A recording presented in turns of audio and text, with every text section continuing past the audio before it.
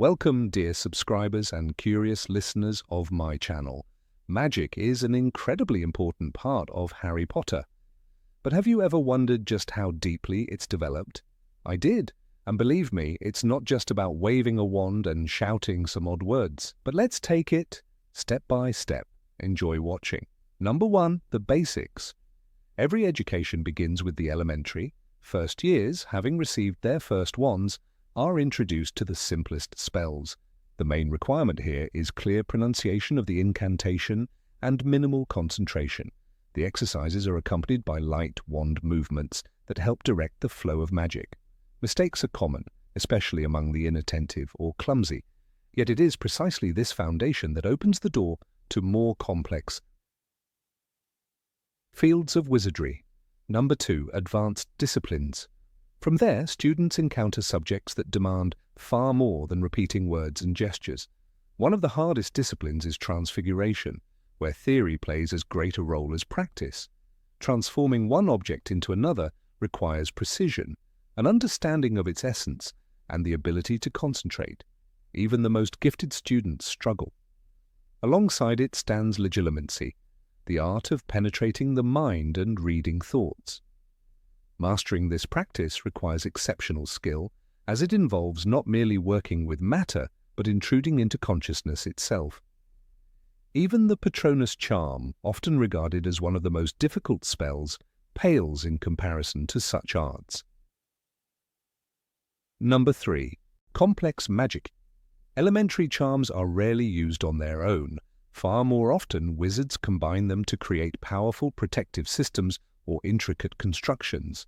One example is the layered defenses cast on buildings and camps, repelling muggles, forming domes, weaving invisibility, and suppressing sound.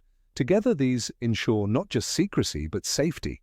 Complexity also manifests in other areas. Flying on broomsticks is impossible without numerous enchantments, braking, stabilization, steering. The same applies to magical structures such as the Room of Requirement or Hogwarts itself, where interwoven spells have endured for centuries. Number 4, dark magic. The world of dark wizardry is striking in its destructive force. The unforgivable curses, the creation of Horcruxes, the raising of inferi, the use of fiend fire, all are examples of magic whose consequences often elude even their creators. Especially dangerous is the kind of power that resists control. That is why dark magic evokes both fear and awe. It promises limitless possibilities, but often leads to the destruction of the caster. Number 5, techno-magic. It is often assumed that wizards are strangers to technological progress, but that is not entirely true. Wizarding radio functions through the use of spells and coded systems, while cars gain new properties through enchantments. A famous example is the Weasley family's enchanted Ford Anglia, equipped with levitation charms, invisibility, and expanded space. The same applies to Sirius's motorbike and the night bus, which causes no surprise in wizarding society. Ministry vehicles navigate traffic with ease beyond Muggle reach and boast numerous hidden functions. Magic and technology are not opposites, but complements, forming a unique symbiosis. Number 6, the creators. A special place belongs to the kind of magic that grants objects a will of their own. The Sorting Hat can read minds and compose songs. Tom Riddle's diary displayed autonomy, and the old Weasley car unexpectedly developed a personality. These examples show that magic can move beyond simple enchantments, turning things into something greater, beings capable of interacting with people and the world. Number 7, higher magic. Above all this towers the kind of magic that seems beyond the reach of even the most powerful wizards. One example is the Trace, a system that records the use of magic by underage wizards. It distinguishes spells, determines time, place, and even the presence of witnesses. Such a level of monitoring can hardly be maintained by a single person, which indicates the presence of a complex magical mechanism. Equally impressive is the Taboo, capable of shattering protective enchantments with the mere utterance of the forbidden word and instantly pinpointing the violator's location. Such spells feel more like the workings of a magical system than of human effort. Number 8. Magic of time. Time-turners offered wizards a fragile grip on the past, but the risk was always greater than the reward. Hermione Granger used one in Harry Potter and the Prisoner of Azkaban, slipping back hours to attend more classes than any human should. Later, she and Harry saved Sirius Black and Buckbeak by reliving those same hours. Dumbledore's warning echoed in their ears. You must not be seen. A single mistake, a single change, and history itself might shatter. Time magic was powerful, but it was also merciless. The Department of Mysteries hinted at an even deeper truth. When Harry stumbled into the Hall of Time, he saw clocks of every kind, sand dripping endlessly, and a bell jar where flowers bloomed and withered in seconds. It was beautiful and terrifying. Wizards had caged fragments of time but could not control them. No spell allowed mastery over the flow. At best, they played with shadows. Even Dumbledore admitted that experiments with time were dangerous. To tamper with it too long was to risk being lost in eternity itself. Number 9. Ancient magic. Ancient magic speaks through sacrifice. Lily Potter's choice to die for her son created a protection no wand could reproduce. Voldemort's killing curse struck, but it rebounded, leaving Harry alive and the Dark Lord broken. Dumbledore explained it simply. He knows not the power of a mother's love. This was not a charm from a textbook, but a law written into the fabric of the world. Even Voldemort, with all his knowledge, could not undo it. Blood itself holds this power. In Harry Potter and the Half-Blood Prince, Dumbledore warned Draco about the unbreakable vow Snape had sworn. To break it meant death. Narcissa Malfoy clasped Snape's hand, Bellatrix bound it with fire, and the vow became law. This was no ordinary spell. It chained Snape's life to a promise. Magic here was not an act of will, but a contract enforced by reality itself. These forces remind us that magic did not begin with classrooms or incantations. It is older than Hogwarts, older than wands. It lies in blood ties, in words sealed by death, in protections born of love. Wizards study spells and charms, but the deepest truths remain beyond them. Ancient magic is not learned. It is encountered, feared, and sometimes endured. Number 10. Magic of emotions. The Patronus charm is the clearest example of emotion turned into magic. Harry first produced one in Harry Potter and the Prisoner of Azkaban, when the shadow of a Dementor pressed the life from him. He shouted, "Expecto Patronum!" and a stag burst forth, silver and strong, scattering the darkness. This was not skill alone. Hermione, with all her intellect, struggled to summon more than a wisp. Harry's strength came from memory, his parents' laughter, moments of love. The spell demanded not theory, but the heart. Dumbledore often reminded Harry that love itself was the greatest magic. When Voldemort could not touch him as a child, it was because Lily Potter had given her life. You are protected by an ancient magic of which he knows, which he despises, and which he has always therefore underestimated, Dumbledore explained. No incantation matched that sacrifice. It was a force deeper than wands or words, capable of disarming even death. This truth returned at the very end. Harry walked into the Forbidden Forest ready to die, and love shielded everyone he left behind. The Resurrection Stone did not grant him power. It reminded him of why he fought. Voldemort's spells tore through bodies, but he never understood what Dumbledore meant when he said, "Do not pity the dead, Harry. Pity the living, and above all, those who live without love." In that moment, love became the strongest magic of all. Number 11. Magic of creatures. Magic in the wizarding world is not limited to human hands. House elves proved this again and again. Dobby clicked his fingers and sealed the gateway to platform 9 3/4. He snapped again and sent Lucius Malfoy flying across the hall at Hogwarts. All of it was wandless, instinctive, and frighteningly powerful. Wizards spent years learning spells that Dobby performed as easily as breathing. "Dobby is free," he once declared, and in that freedom his magic shone brighter than ever. Centaurs carried a different kind of power. They read the heavens as if the stars themselves whispered secrets. Firenze told Harry in The Philosopher's Stone, "Always the innocent are the first victims. So it has been for ages past, so it is now." His warnings were not spells, but glimpses into destiny that human wizards could not grasp. Centaur magic was patient, cosmic, tied to movements of planets rather than incantations. It reminded Harry that the universe itself was alive with signs. Other creatures revealed their own unique mastery. Goblins forged blades like the sword of Godric Gryffindor, enchanted so deeply that it absorbed only what made it stronger. No wizard could replicate such work. Giants wielded brute magic in their very blood, turning raw force into destruction that even ministry wizards struggled to contain. Even trolls, dull and slow, carried enchantments within their unnatural resilience, each being bent magic differently, shaped by their essence rather than a wand. This raises the question of ownership. Do wizards truly control magic, or do they merely channel one version of it?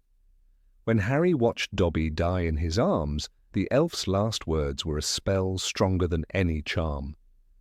Such a beautiful place to be with friends. In that moment it was clear, magic does not belong to humans alone. It flows through every creature, every star, every living thing, changing form but never losing its power. Number 12. Magic of prophecies. Prophecies in the wizarding world are not guesses or visions that can be ignored. They are fragments of the future, locked into glass spheres deep within the Department of Mysteries. Each orb glows faintly, holding a voice and a fate. They cannot be forged or altered, and they belong only to the people named within them. When Harry first entered that dark hall in Harry Potter and the Order of the Phoenix, he felt the weight of countless destinies whispering from the shelves. The most famous prophecy came from Sybil Trelawney. In a trance, her voice not her own, she spoke. "The one with the power to vanquish the Dark Lord approaches, and the Dark Lord will mark him as his equal, but he will have power the Dark Lord knows not." These words alone reshaped history. Voldemort, hearing only part of it, chose to strike at the infant Harry Potter. In that choice, he fulfilled the prophecy. His curse backfired, and the boy became the symbol of hope for the wizarding world. But where does such magic come from? Trelawney herself was often ridiculed for false predictions, yet in her trances she spoke with terrifying accuracy. Dumbledore admitted that true seers are rare, their gift unpredictable. Centaurs, too, gazed at the stars and read patterns beyond human reach. Firenze once told Harry, "Mars is bright tonight, a warning of blood and war." These glimpses suggest that prophecy is not cast by wands, but woven into the very fabric of the universe. The mystery deepens with choice. Dumbledore explained to Harry that it was not the prophecy alone that bound him to Voldemort, but the Dark Lord's decision to act on it.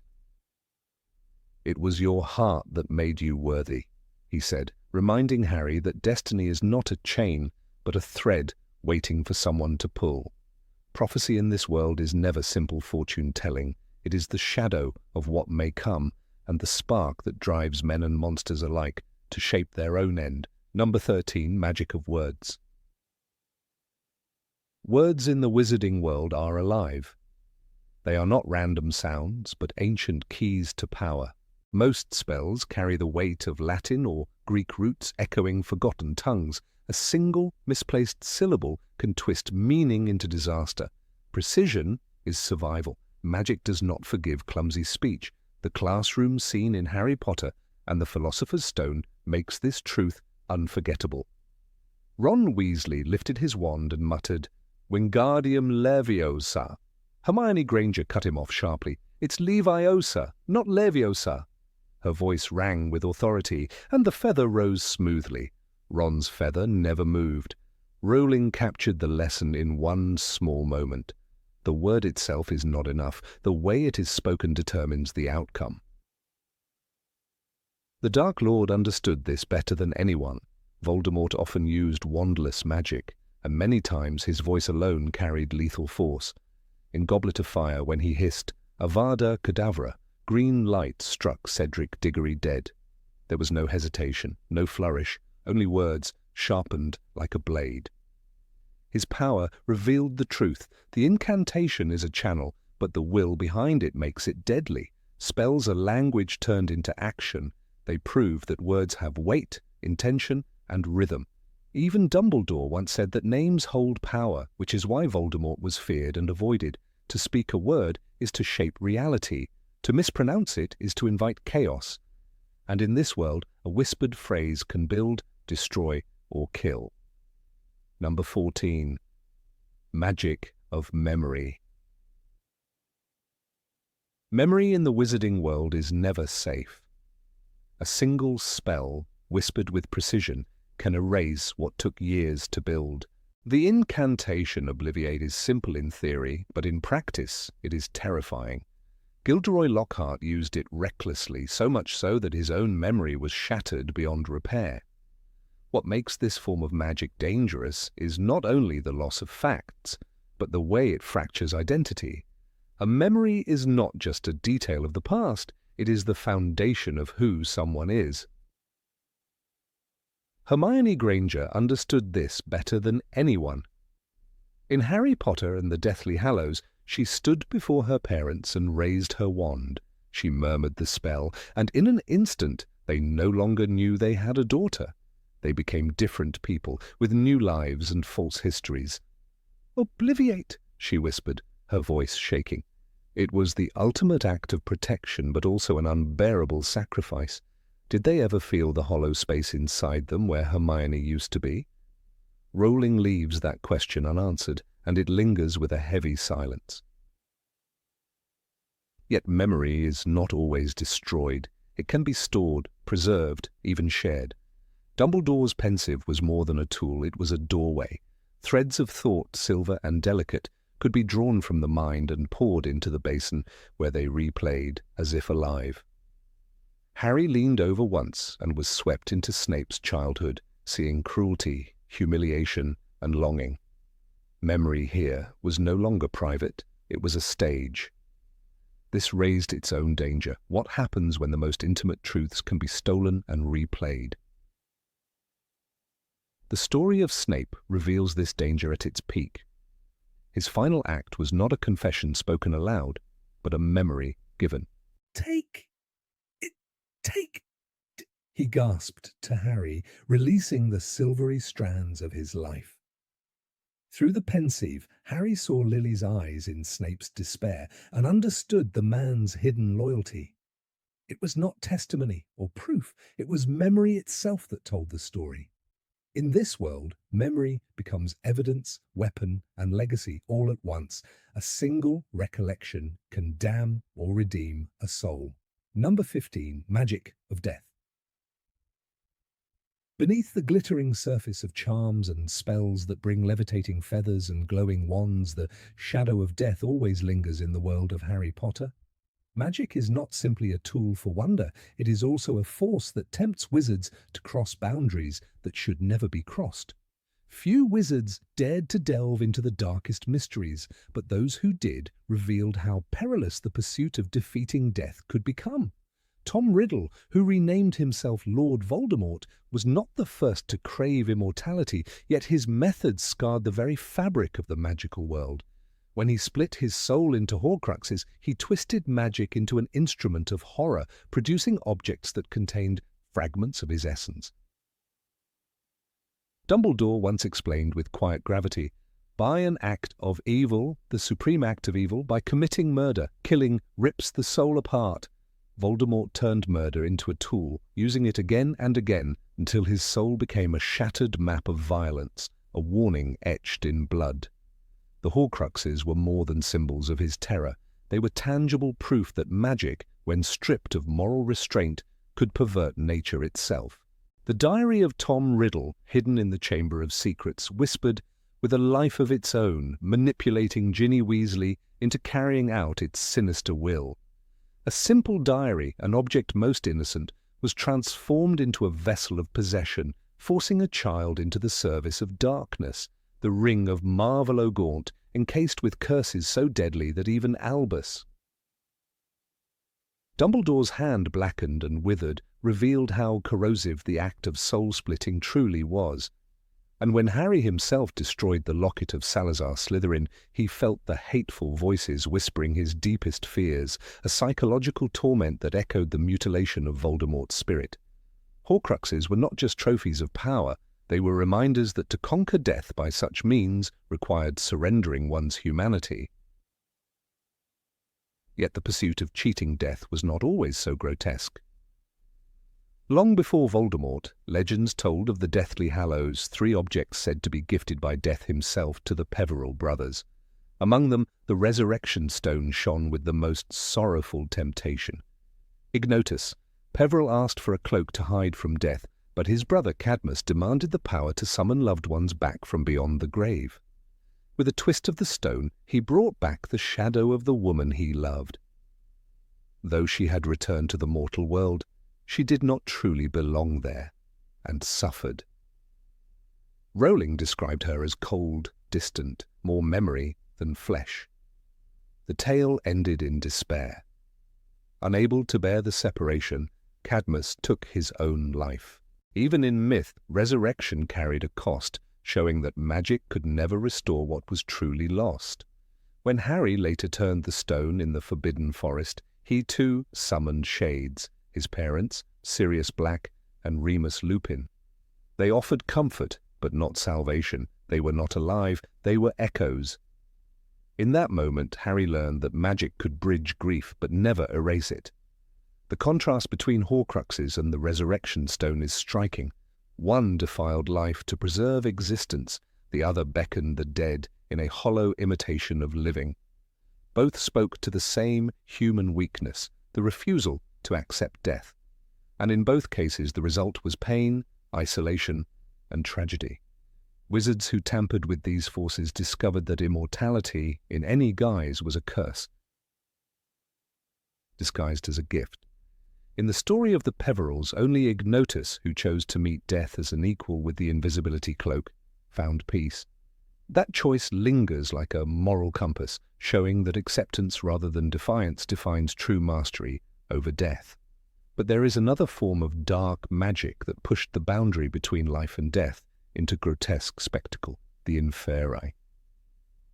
These reanimated corpses, used by Voldemort during his first reign of terror, turned the dead into weapons. When Harry and Dumbledore descended into the cave to retrieve one of the Horcruxes, they encountered hundreds of pale, waterlogged bodies waiting beneath the Black Lake. Rowling described how the inferi surged around him, clawing at his arms, tearing at his clothes. They were not alive, nor were they truly dead. They were stripped of will, bound to serve their master's cruelty. The horror of the inferi lay not only in their appearance, but in the desecration of human dignity. To rob a body of rest and reduce it to a puppet is perhaps the most chilling proof of how far magic could be twisted. Voldemort's choice to surround his Horcrux with such guardians revealed his obsession with domination, extending even over those who had no voice left to resist. If the inferi desecrate death, then the killing curse, Avada Kedavra, embodies its sudden, merciless hand. Few spells are as feared, for they bypass pain, bypass wounds, bypass time itself. There was a flash of green light, a rushing sound, and Harry knew no more. That simple description, repeated across the books, illustrated how swift and irreversible the curse was. James and Lily Potter fell to it, their lives extinguished in an instant. Cedric Diggory collapsed during the Triwizard Tournament, lifeless before he hit the ground. Sirius Black, though struck by a spell of a different kind, vanished into the veil of the Department of Mysteries, reminding readers that death often comes without warning. What makes Avada Kedavra so terrifying is not only its lethality, but the fact that no countercurse exists. Magic, which could mend bones, regrow skin, and conjure food, could not undo the simple extinguishing of life by that flash of green. Death, when summoned in that way, remained permanent, unanswerable. Number 16. Magic of objects. In the Harry Potter universe, there are moments when a spell is not the true source of wonder, but rather the object that carries magic within itself. Objects in this world are not passive things waiting to be used. They are living legacies of enchantments layered across centuries, repositories of power that even the most talented witches and wizards cannot replicate. J.K. Rowling made it clear that the world of magic was not simply about waving wands and uttering Latin words. It was about recognizing the history, danger, and permanence that came with certain items that could endure long after their creators had passed away. This is why the artifacts of the wizarding world hold such a central role in the story of Harry Potter, shaping destinies and outliving entire generations. One of the most striking examples is the invisibility cloak. At first glance, readers might mistake it for a well-made magical cloak of concealment, the sort that wizards occasionally enchant for espionage or protection. But Harry's cloak is not like any other. In Harry Potter and the Deathly Hallows, Xenophilius Lovegood explains its true origin. It was not the product of clever spellwork, but one of the Deathly Hallows themselves, crafted by Death to conceal Ignotus Peverell. Unlike other cloaks, it never frays, never wears thin, and its power never fades. Dumbledore himself admitted its uniqueness, writing in his notes that the true cloak of invisibility endures eternally, giving constant and impenetrable concealment no matter what spells are cast at it. It does not depend on charms renewed by wand work. Its nature is its magic, and that permanence makes it a force of its own. The invisibility cloak's timelessness changes the way one thinks about magical objects. Spells can fail, they can be countered, broken, or forgotten. Yet here is an object that works across centuries without need for maintenance. Harry inherits it, uses it as naturally as he breathes, and only later realizes that he has been carrying a relic as old as the wizarding world's myths. When Hermione reads the tale of the three brothers, she reflects that the third brother took the cloak of invisibility and used it to hide from death. And suddenly the story of a boy sneaking through Hogwarts corridors at night transforms into something cosmic. The cloak is not just a tool, it is a living symbol of survival, humility, and the endurance of family legacy. Another artifact of equal brilliance is the Marauder's Map, a piece of parchment enchanted by 4 mischievous students, James Potter, Sirius Black, Remus Lupin, and Peter Pettigrew. Unlike the cloak, it is not a hallow, nor is it indestructible. Its genius lies in the combination of magical layers embedded within it. The map does more than show corridors and classrooms. It shows every person within Hogwarts, identified by name, moving in real time. As Lupin later remarks in Prisoner of Azkaban, this map was made by people who knew Hogwarts as well as anyone ever could. But more than that, they embedded spells of detection, cartography, and illusion into a single sheet of parchment that could humiliate even the keen eyes of Alastor Moody or Dolores Umbridge. The Marauder's Map astonishes because it defies the limits of ordinary spellcraft. A simple tracking charm can reveal presence but not identity. An enchantment for identification might label a person but not show them moving on parchment. Illusions can make something appear alive but only within the limited framework of what the caster imagines. Yet James and his friends wove these elements together seamlessly, binding them into an artifact so precise that it can display Argus Filch patrolling with Mrs. Norris, or even the presence of Peter Pettigrew, long thought dead, scurrying across the castle under another name. The map is living proof that collaboration, creativity, and youthful daring can produce magic that outshines traditional wizardry. This idea that artifacts evolve and adapt reaches its height with the Sword of Gryffindor, Forged by goblins, it was created by Ragnarok I, and unlike human craftsmanship, goblin-made objects are said to take in that which strengthens them. The sword becomes a living vessel of resilience, changing as it encounters forces of great significance. When Harry pulls it from the sorting hat in the Chamber of Secrets, it is no ordinary sword. It has absorbed basilisk venom, making it lethal against Horcruxes, a property that ordinary wizard-forged weapons could never possess. As Dumbledore explains in Chamber of Secrets, only a true Gryffindor could have pulled that out of the hat. But what Harry holds is more than a token of bravery. It is a weapon that grows, remembers, and adapts. The significance of this sword is that it blurs the line between object and being. If it can grow stronger, if it can adapt to its encounters, then it has a history etched into its very metal. When Neville Longbottom wields it in the Battle of Hogwarts, he is not merely swinging a weapon, he is holding the sum of Gryffindor's courage, goblin craft, and basilisk venom. Each strike carries with it centuries of legend and the memory of battles already fought. This is why Voldemort, despite his obsession with power, could never command it. The sword was loyal not to blood or ambition, but to the values it represented, and it chose its wielder accordingly. Number 17, Magic of Symbols.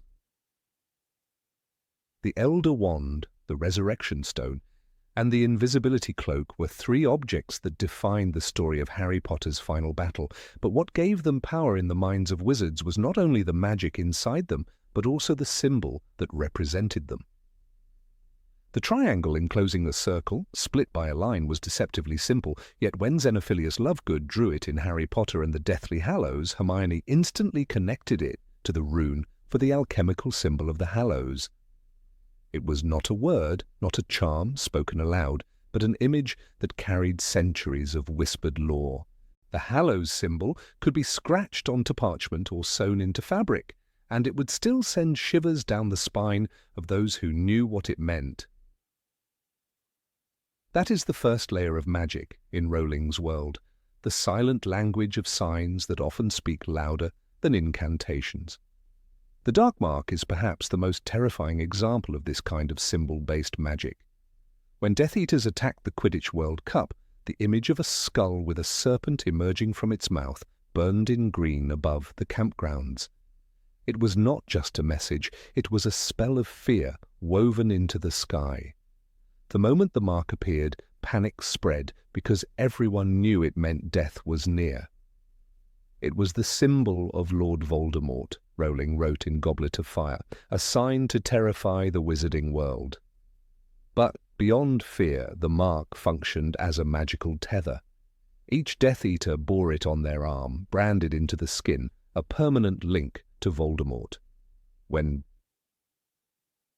he pressed his wand to his own mark, they felt it burn and knew they had been summoned. A single image carried the weight of control, obedience, and surveillance. Symbols in this world often bypass the need for words. Incantations can be mispronounced, but a rune carved into stone holds its power regardless of the speaker. Hermione Granger, with her deep curiosity, was among the few students at Hogwarts who understood this. In Goblet of Fire, she urged Harry and Ron to take ancient runes seriously. She deciphered meanings from old scripts, such as the Elder Futhark, and her knowledge often hinted that magic was older and more profound than the polished spells taught in charms or defense against the dark arts. When Dumbledore left Hermione the tales of Beedle the Bard in his will, he marked her path toward understanding the runic roots of wizarding culture. The story, The Tale of the Three Brothers, revealed the symbol of the Hallows not as a drawing, but as a rune that carried real magical resonance. The rune-based magic Hermione studied connects to the very bones of the wizarding world. Wizards before wands carved signs into cave walls and engraved stones.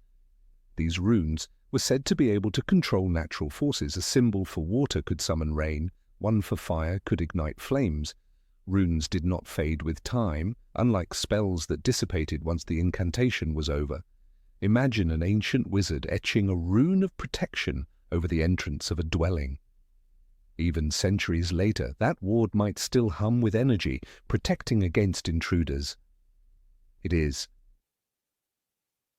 telling that Bill Weasley, a curse-breaker for Gringotts, had to study runes to dismantle protections around Egyptian tombs. The goblins, with their obsession for ancient magic, trusted the permanence of symbols more than the volatility of human spells. The Hallows themselves are steeped in symbolic depth.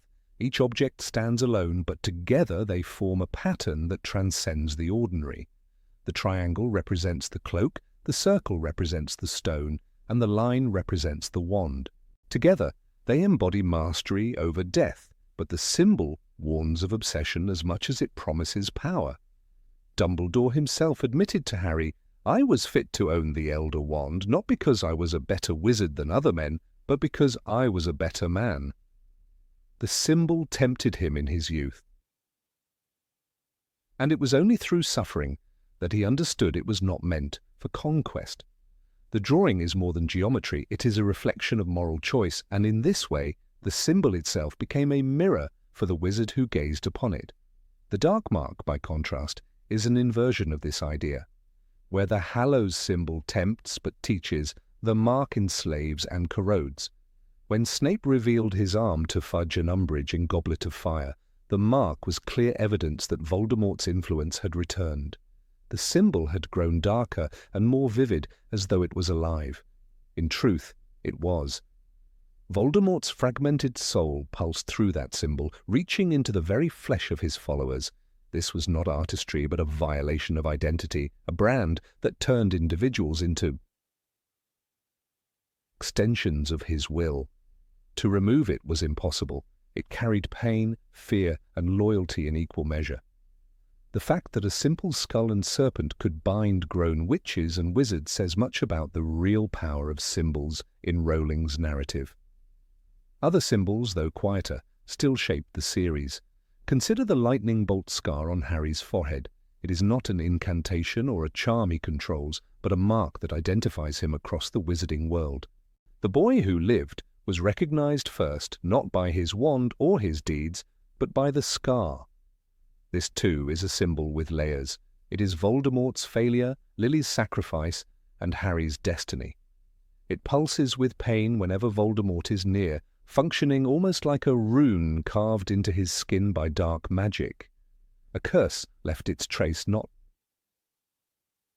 as words, but as a permanent sign that guided Harry's life. It turned him into a living emblem, someone whose very body spoke a story of defiance and survival.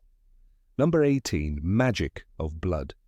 In the world of Harry Potter, magic is not just a set of spells and wands, it is deeply entwined with human essence, and nothing reveals this better than blood. Blood carries with it ancestry, love, betrayal, and protection. It is a force that cannot be faked or replaced. When J.K. Rowling describes Harry's survival after Voldemort's first attempt to kill him, it is not the cleverness of wizards or the power of spells that saves him, but the blood of his mother, Lily Potter, who offered her life for her son. Dumbledore later explained that this sacrifice ran in Harry's veins, a shield that Voldemort could not penetrate. "He took your blood believing it would strengthen him," Dumbledore told Harry, "but it gave him one abiding tether to life he never expected." The protection of blood is older than any incantation, and in Harry's story it became the very thread that bound his life to destiny. This ancient blood magic showed its strength most vividly when Harry was sent to live with the Dursleys. Petunia Dursley, though unkind and resentful, shared Lily's blood. As long as Harry resided under her roof, Voldemort could not touch him. It was not about affection or family bonds in the ordinary sense. It was about the raw fact of shared blood. The door of Privet Drive was as much a fortress as Hogwarts, though to the boy it felt like a prison. Dumbledore ensured that Lily's sacrifice would not fade by tying it to Petunia's reluctant guardianship, and this reveals the fundamental truth of Rowling's magical world. Blood can act as a living conduit for forces that transcend personal will. The darker side of blood magic surfaces in the unbreakable vow between Severus Snape and Narcissa Malfoy. Here, Blood was not the shield of a mother's love, but the iron chain of magical contract. When Snape clasped hands with Narcissa, their palms pressed together, and the silvery flames sealed the oath. The vow was sworn with blood as its witness, and the price for betrayal was death. Snape, who always balanced on the knife's edge of loyalty, tied his fate inextricably to Draco's mission and Voldemort's demands. This moment showed the dual nature of blood magic. It is binding, merciless, and it allows no excuses. The blood vow is a curse disguised as a promise, a reminder that in this world, to swear upon blood is to write one's destiny with no eraser. Voldemort himself was never blind to the potential of blood. He used it not only as a metaphor for purity, as his obsession with pure blood wizards proved, but also as a literal ingredient for his return to flesh.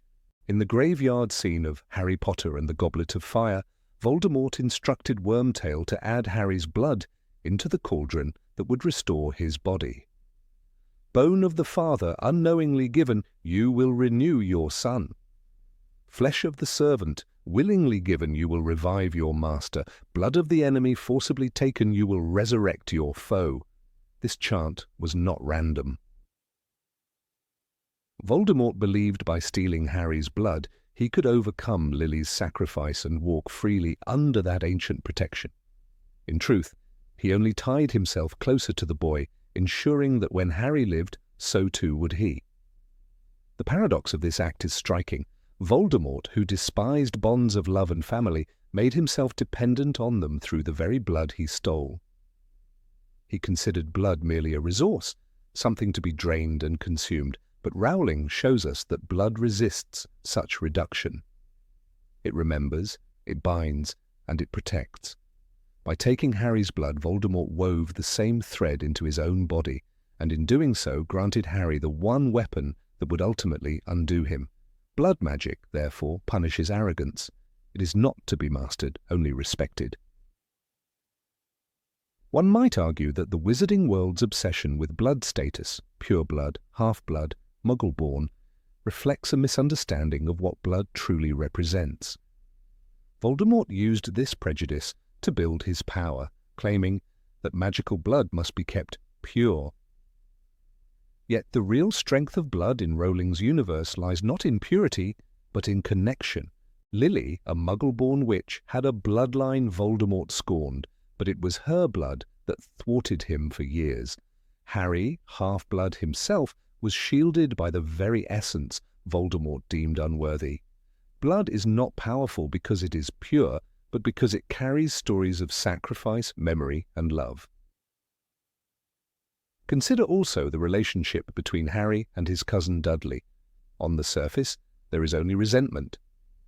Yet at the end of their childhood together, Dudley extends his hand in awkward recognition that Harry saved him from the Dementors.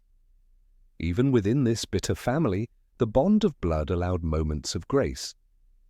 Petunia's tearful memory of her sister when Harry left Privet Drive for the last time also reminded readers that blood cannot be erased by jealousy or hatred. It lingers, subtle but indelible. In Rowling's design, blood magic is not only about overt enchantments, but also about the quiet chains that hold people to each other. The symbolic weight of blood extends further when we recall how wizarding families often guard their ancestry. The Black family tapestry, recording generations of witches and wizards, is soaked in this belief that blood defines identity. But here again, Rowling uses irony. Sirius Black, though disowned, proves that family bloodlines do not dictate fate. Yet when Bellatrix Lestrange kills him, the act is all the more tragic because it is blood destroying blood. Family lineage in this sense becomes both prison and weapon, an echo of the binding power of blood magic itself. It is important to recognize that Rowling does not romanticize blood entirely. In the Chamber of Secrets, we see the message scrawled in blood on the walls, a sign of terror. The basilisk kills by turning its victims to stone, but the threat behind it is written in that visceral language, blood as a warning. In this way, blood also becomes a mark of vulnerability. It is a reminder of mortality, the fragility of life, even in a world filled with spells. Wizards may heal wounds, but the sight of blood always returns them to reality. Magic does not make them immortal. The complexity of blood magic is also revealed in the Horcruxes. While not directly about blood, the ritual of tearing one's soul is said to require murder. And what is murder, if not the spilling of blood? Voldemort's fragmented soul is anchored to objects, but each act of violence that created a Horcrux is soaked in blood. Here, Rowling shows that blood spilled in hatred corrupts magic as surely as blood spilled in love can protect. Harry becomes the counterbalance, his blood carrying sacrifice rather than conquest. In him, blood is sacred, in Voldemort, profane. One cannot overlook the irony that Harry and Voldemort share blood more literally than either expected. By taking Harry's blood, Voldemort preserved a piece of himself within his enemy, just as Harry carried a piece of Voldemort's soul as an accidental Horcrux. Their fates are therefore intertwined by blood twice over. When Harry walked into the forest ready to die, his blood and Voldemort's were inextricably bound, ensuring that sacrifice would complete the circle begun in Godric's Hollow. The depth of this symbolism cannot be overstated. The boy who lived and the Dark Lord were mirrors through the medium of blood. In the final battle, when Harry willingly faces death, it is again blood that makes the difference. His readiness to spill his blood without resistance recreates Lily's sacrifice on a grander scale. The love in his veins spreads like a shield over Hogwarts, protecting everyone inside. This is blood magic in its purest form, not a curse, not a vow, not an ingredient in a cauldron, but the surrender of life for the sake of others. Rowling closes the circle by showing that Voldemort's reliance on stolen blood pales before the power of freely given blood. Throughout the series, Rowling embeds this theme so subtly that readers might not notice its consistency until looking back. From the moment Harry receives the scar, to the vow Snape takes, to the cauldron in the graveyard, to the final duel, blood is never just blood. It is the medium through which magic writes the story of destiny. Dumbledore's words echo here. Your mother's sacrifice made the bond of blood the strongest shield I have ever known. What seemed like a simple explanation to a child unfolds across 7 books into a revelation of magic's deepest truth. When we step back, we see that blood in the Harry Potter universe functions as more than biology. It is an ancient script written into the fabric of the magical world, carrying the weight of love, loyalty, and mortality. Every act involving blood, whether sacred or profane, ripples outward into destiny. For Harry, it was the invisible armor that saved him time and again. For Voldemort, it was the chain that bound him to defeat. For Snape, it was the vow that sealed his double life. The story teaches that blood cannot be controlled or manipulated without consequence. It lives, it remembers, and in the end, it decides who truly holds power. Number 19. Magic of Dreams. Dreams in the world of Harry Potter have always carried more weight than mere fragments of imagination, and nowhere is this more evident than in the strange visions that haunt Harry himself. The boy who lived often slips into a dream state that feels less like a private landscape of memory and more like an open corridor where minds can cross paths and destinies reveal themselves. When Harry dreams of Voldemort prowling through darkened corridors or speaking with his Death Eaters, he is not simply imagining a nightmare scenario. He is, quite literally, observing a reality unfolding somewhere else, his scar burning with each glimpse of the Dark Lord's presence. Rowling presents this with vivid insistence, reminding readers that dreams are not neutral spaces in the magical world, but bridges between the conscious, the unconscious, and the external forces that shape fate.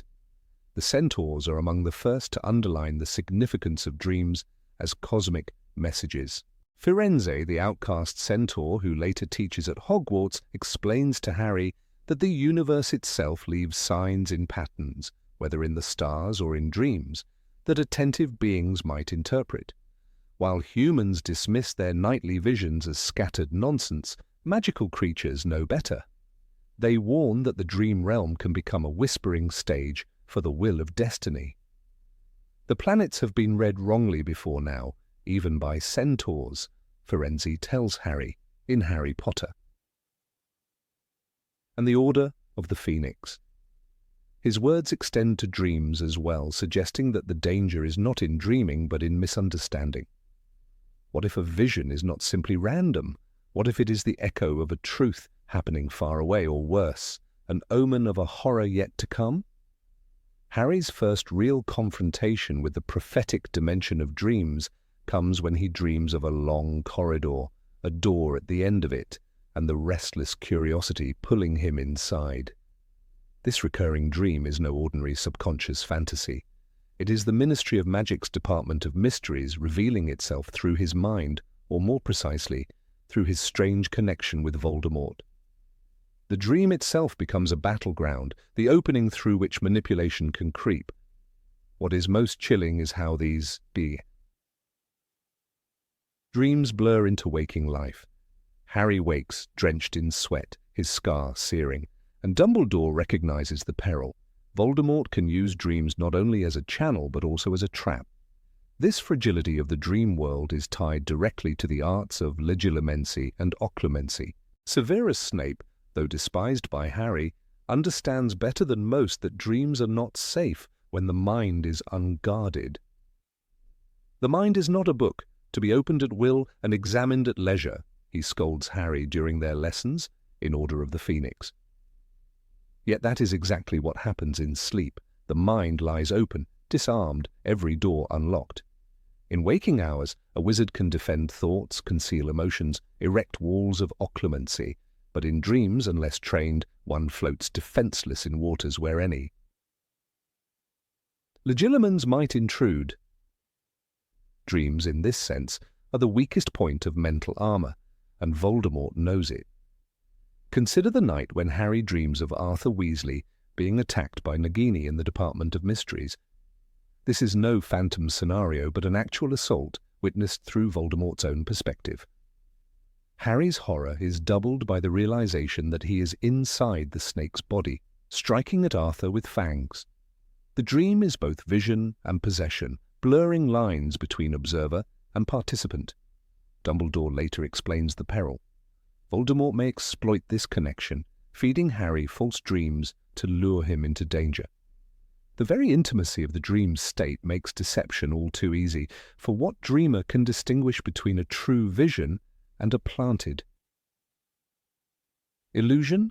This vulnerability also explains why occlumency training becomes so urgent for Harry. Snape's cold, relentless lessons are designed to shut the gates of Harry's mind so that Voldemort cannot slip through them at night.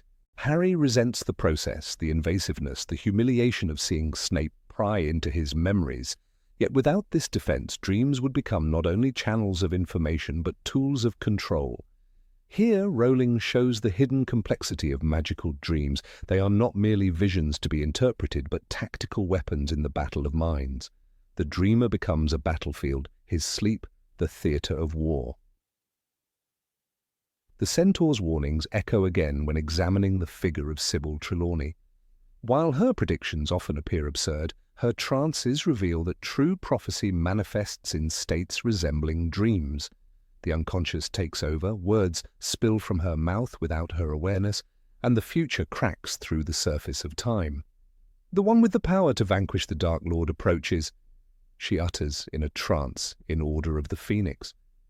This is not a vision in sleep, but is close kin to it, a moment where the rational mind recedes and another force speaks through the dreamlike state. Prophecy in the magical world is less about deliberate foresight and more about surrendering to a dream that belongs not to the self, but to destiny. Harry's dreams are not isolated curiosities. They shape the narrative itself. The dream of Sirius Black tortured at the Department of Mysteries becomes the bait that draws Harry and his friends into a trap. Voldemort plants this dream deliberately, exploiting the bond between them to twist Harry's perception of reality. It is the ultimate proof that in the wizarding world, dreams are not private sanctuaries but battlegrounds where manipulation, prophecy, and truth intermingle. A single dream can alter the course of events, leading to battles, deaths, and revelations. The dream state also touches on the deepest human fears of exposure and violation. When Harry learns that Voldemort has invaded his dreams, he feels stripped of privacy, as though no thought is his own. This echoes the dread anyone might feel upon realizing their innermost self can be read, twisted, or weaponized. Rowling uses this to remind us that in the magical world, vulnerability is not merely physical, but mental and emotional. A dream, which in the Muggle world is dismissed upon waking, here lingers with the weight of a curse. It exposes the fragile line between self and other. The connection between dreams and souls emerges most clearly in the Horcrux plotline. Voldemort's fractured soul leaves echoes and visions that haunt both Harry and Ginny Weasley. The diary of Tom Riddle functions like a waking dream, pulling Ginny into conversations that feel surreal, dreamlike, and invasive. Though she is not asleep, the quality of the experience resembles dream magic, the blurred edges of reality, the sense of being half in another world, the inability to distinguish one's own voice from another's intrusion. Dreams and Horcruxes are cousins in this sense, both exploiting the porous boundaries of the mind. In Deathly Hallows, Harry's final vision of King's Cross Station after Voldemort strikes him with the killing curse resembles a dream so lucid it seems real. There he meets Dumbledore, who explains truths that could not be conveyed otherwise. Was it a dream, or was it real? Rowling leaves the ambiguity deliberately intact, allowing the dream state to become a liminal space between life and death, a passageway where truths too great for waking life can be unveiled. This scene crowns the theme: dreams are not escapes but gateways, thresholds where revelations come. Centaurs may see dreams as messages from the stars, but Harry experiences them as brutal lessons written in pain and fear. The scar becomes his antenna, each throb a reminder that his dreams are never safe. When he wakes screaming in the Gryffindor dormitory, drenched in cold sweat, he is carrying more than a nightmare. He is carrying intelligence from the enemy, warnings from the universe, and sometimes deceptions planted to destroy him. The mixture of truth and trickery makes the dream world both a gift and a curse. A true vision might save Arthur Weasley's life. A false one might doom Sirius. Even Hermione Granger, always the rational skeptic, admits that Harry's dreams cannot be dismissed. She who mocks divination, who insists on logic and reason, must bow before the evidence. Harry's dreams are real enough to predict, reveal, and endanger. In this sense, Rowling balances skepticism with awe, showing that even the most disciplined minds must acknowledge the mysterious power of dreams. The lesson is clear: to underestimate dreams in the wizarding world is to court disaster. The complexity of dream magic in Harry Potter lies in its ambiguity. A dream might be a prophecy, a memory, an intrusion, or a manipulation. The same dream might contain all these at once. What matters is not simply what is seen, but who is seeing and why. For Harry, dreams become a mirror of his conflict with Voldemort, a constant battle between invasion and resistance, truth and deception, freedom and control. In sleep, where the body rests, the mind fights wars unseen. Finally, dream magic reminds us that vulnerability is the price of connection. Harry can see Voldemort's actions because their souls are bound, but this gift is also a curse, for it allows Voldemort to reach him. The dream state becomes a double-edged sword, offering knowledge and danger at once.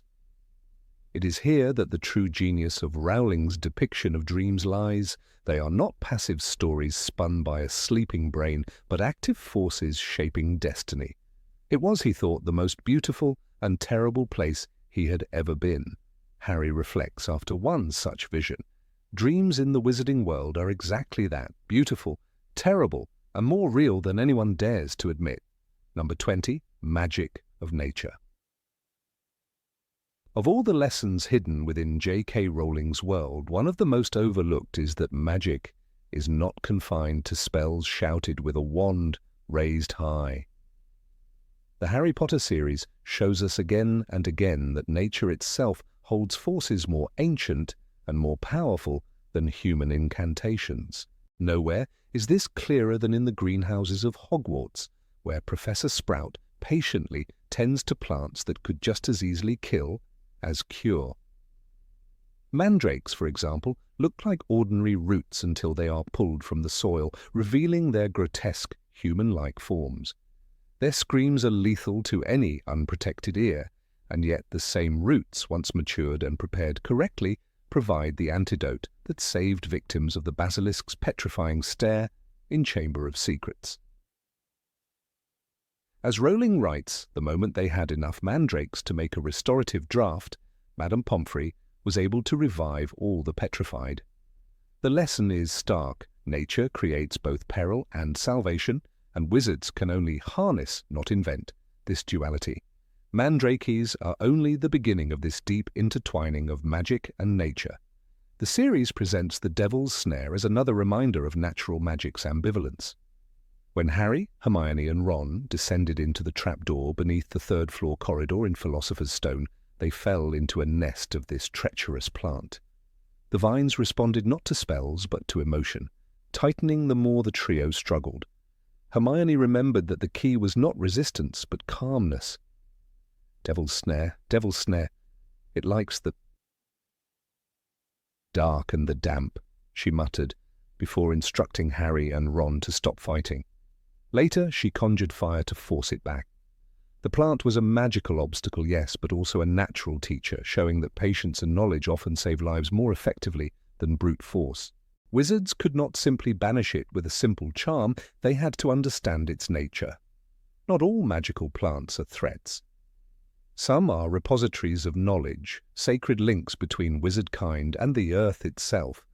The Whomping Willow, planted on the Hogwarts grounds to guard the entrance to the Shrieking Shack, is a violent tree swatting at any who come close, yet beneath its aggression lies the fact that it was grown for protection. Remus Lupin, tormented by his transformations into a werewolf, relied on that very tree to conceal his monthly suffering. Nature, in this case, did not simply serve as a menace, it created a sanctuary. A tree's ferocity was rechanneled into compassion, a paradox only the natural world could hold. Perhaps the most moving example of nature's inherent magic appears in the majestic figure of Fawkes, Albus Dumbledore's phoenix. The bird embodies the eternal cycle of death and rebirth, bursting into flames when its body grows weary and emerging from the ashes anew. When Harry faces the basilisk in the Chamber of Secrets, it is Fawkes who blinds the monster, tilting the balance in the boy's favour. More importantly, Fawkes's tears fall upon Harry's poisoned wound, saving his life. Dumbledore explains simply, "Phoenix tears have healing powers. This is not a spell nor a potion, nor an invention of man. It is a gift of nature, a power inherent in a living creature that defies death itself." The role of animals in this tapestry of natural magic stretches far beyond phoenixes. Unicorns, sacred beings of the forbidden forest, radiate purity so potent that even their blood can sustain life. Yet Rowling makes it clear that this comes with a dreadful cost. Firenze warns Harry in Philosopher's Stone, "You have slain something pure and defenseless to save yourself, and you will have but a half-life, a cursed life, from the moment the blood touches your lips." In unicorns, we see the duality of natural magic again, an energy that can preserve life, but which punishes those who abuse it. Unlike spells, which may be cast and forgotten, the misuse of natural power brands the abuser forever. Luna Lovegood's fascination with creatures that others mock also highlights this theme. Her belief in the Thestrals, invisible to most until they have seen death, reflects a profound truth about magical nature. Its gifts are not available to everyone at the same time. Only through loss did Harry finally perceive the winged skeletal horses that pulled the Hogwarts carriages. These creatures embody both mourning and guidance, carrying students safely to school while serving as a constant reminder of mortality. No wizard's incantation could conjure such symbolism. It exists because nature wills it, and humans are merely witnesses. Rowling also wove into her narrative the undeniable connection between celestial cycles and magical potency. When Remus Lupin transformed into a werewolf under the full moon, he became the living symbol of how lunar phases dictate magical phenomena. His affliction was not caused by a spell, but by the celestial rhythm of nature. This connection is echoed in the brewing of Wolfsbane potion, which Severus Snape grudgingly prepared to help Lupin retain his sanity. The potion itself had to be timed to the lunar cycle, underlining the fact that wizards cannot ignore the heavens when wielding magic. The sky's rhythm dictates the rhythm of survival. Even weather itself manifests as an amplifier of enchantments. Storms and lightning often mark turning points in the story. When Voldemort attempted to kill Harry as a baby, the curse rebounded, and that very night the sky seemed to echo the cosmic upheaval. Later, in Prisoner of Azkaban, the storm during the Quidditch match against Hufflepuff foreshadowed the terrifying appearance of Dementors, creatures whose very presence seemed like a natural catastrophe. While Rowling does not state directly that storms intensify dark magic, the imagery makes it clear. Human sorcery resonates with natural chaos, drawing strength from its fury. The art of potion making illustrates the most direct marriage of wizardry and natural order. Every potion requires herbs, roots, and minerals harvested at precise times. Snape's classroom becomes a stage where natural elements dominate over spells. Hermione's knowledge of ingredients often proved as valuable as her skill with charms. In Half-Blood Prince, the instructions scrawled in the margins of the old textbook demonstrated that even a change as subtle as crushing a soporiferous bean, rather than cutting it, transformed the draught of living death. These were not new spells, but deeper understandings of natural substances. Precision, patience, and respect for nature mattered more than raw magical power. Consider also the mysterious Philosopher's Stone created by Nicholas Flamel. Though crafted by human hands, it drew upon natural principles of alchemy, reflecting the transformation and perfection present in nature itself. The elixir of life extended existence, but its power was derived from harmony with natural elements rather than dominance over them. This is why Voldemort's desire to exploit the stone for selfish immortality ultimately failed. Natural magic is not easily corrupted without consequence, and those who seek to twist it for personal gain discover that it resists their grasp. Dumbledore's reflections often reinforce this truth. He warns Harry in Order of the Phoenix that the greatest power often lies not in spells but in choices and forces beyond control. Dumbledore's relationship with Fawkes is symbolic of his respect for natural magic. He never commands the Phoenix as a servant. Instead, he shares a bond built on mutual trust. When Fawkes arrives in the Chamber of Secrets, it is not because Dumbledore summoned him with a spell, but because the bond between wizard and creature transcends command. Nature answers only when it wills. Natural magic also speaks through darker channels. The Forbidden Forest itself acts almost as a living character in the series, filled with dangers that reflect the balance of the natural world. Acromantulas, centaurs, and unicorns all coexist in uneasy truce, and wizards enter only at their peril. Hagrid's reverence for this environment stands in contrast to Umbridge's fear and disgust when forced to enter. The forest teaches respect for the unknown, a rule that no spellbook can codify. The danger of ignoring natural magic is seen most clearly in Voldemort himself. His obsession with conquering death led him to rip his soul apart into Horcruxes, a violation of nature so profound that it left him less than human. Dumbledore explains, "You are the true master of death because the true master does not seek to run away from death. He accepts that he must die." Voldemort's defeat stemmed not from Harry casting a stronger spell, but from Voldemort's refusal to honor the natural cycle of life and death. His downfall is proof that even the most powerful wizard cannot overpower the laws of nature. Harry's own survival repeatedly hinges on his instinctive respect for these forces. He trusts Fawkes's tears, accepts the Thestral's guidance, and relies on mandrakes to save his friends. Unlike Voldemort, Harry never seeks to dominate nature. He accepts its gifts with humility. His story suggests that the wisest magic lies not in trying to outwit nature, but in listening to it, aligning oneself with its cycles and acknowledging its mysteries. In the end, the Harry Potter universe reveals that spells and wands are only surface symbols of magic. Beneath them lies a deeper truth, that nature itself is a reservoir of forces far older than any wizard. Plants that scream, creatures that heal, moons that transform, storms that terrify, all whisper that true power is not invention, but discovery. Rowling's world teaches that to respect these truths is to wield magic fully, and to abuse them is to court ruin.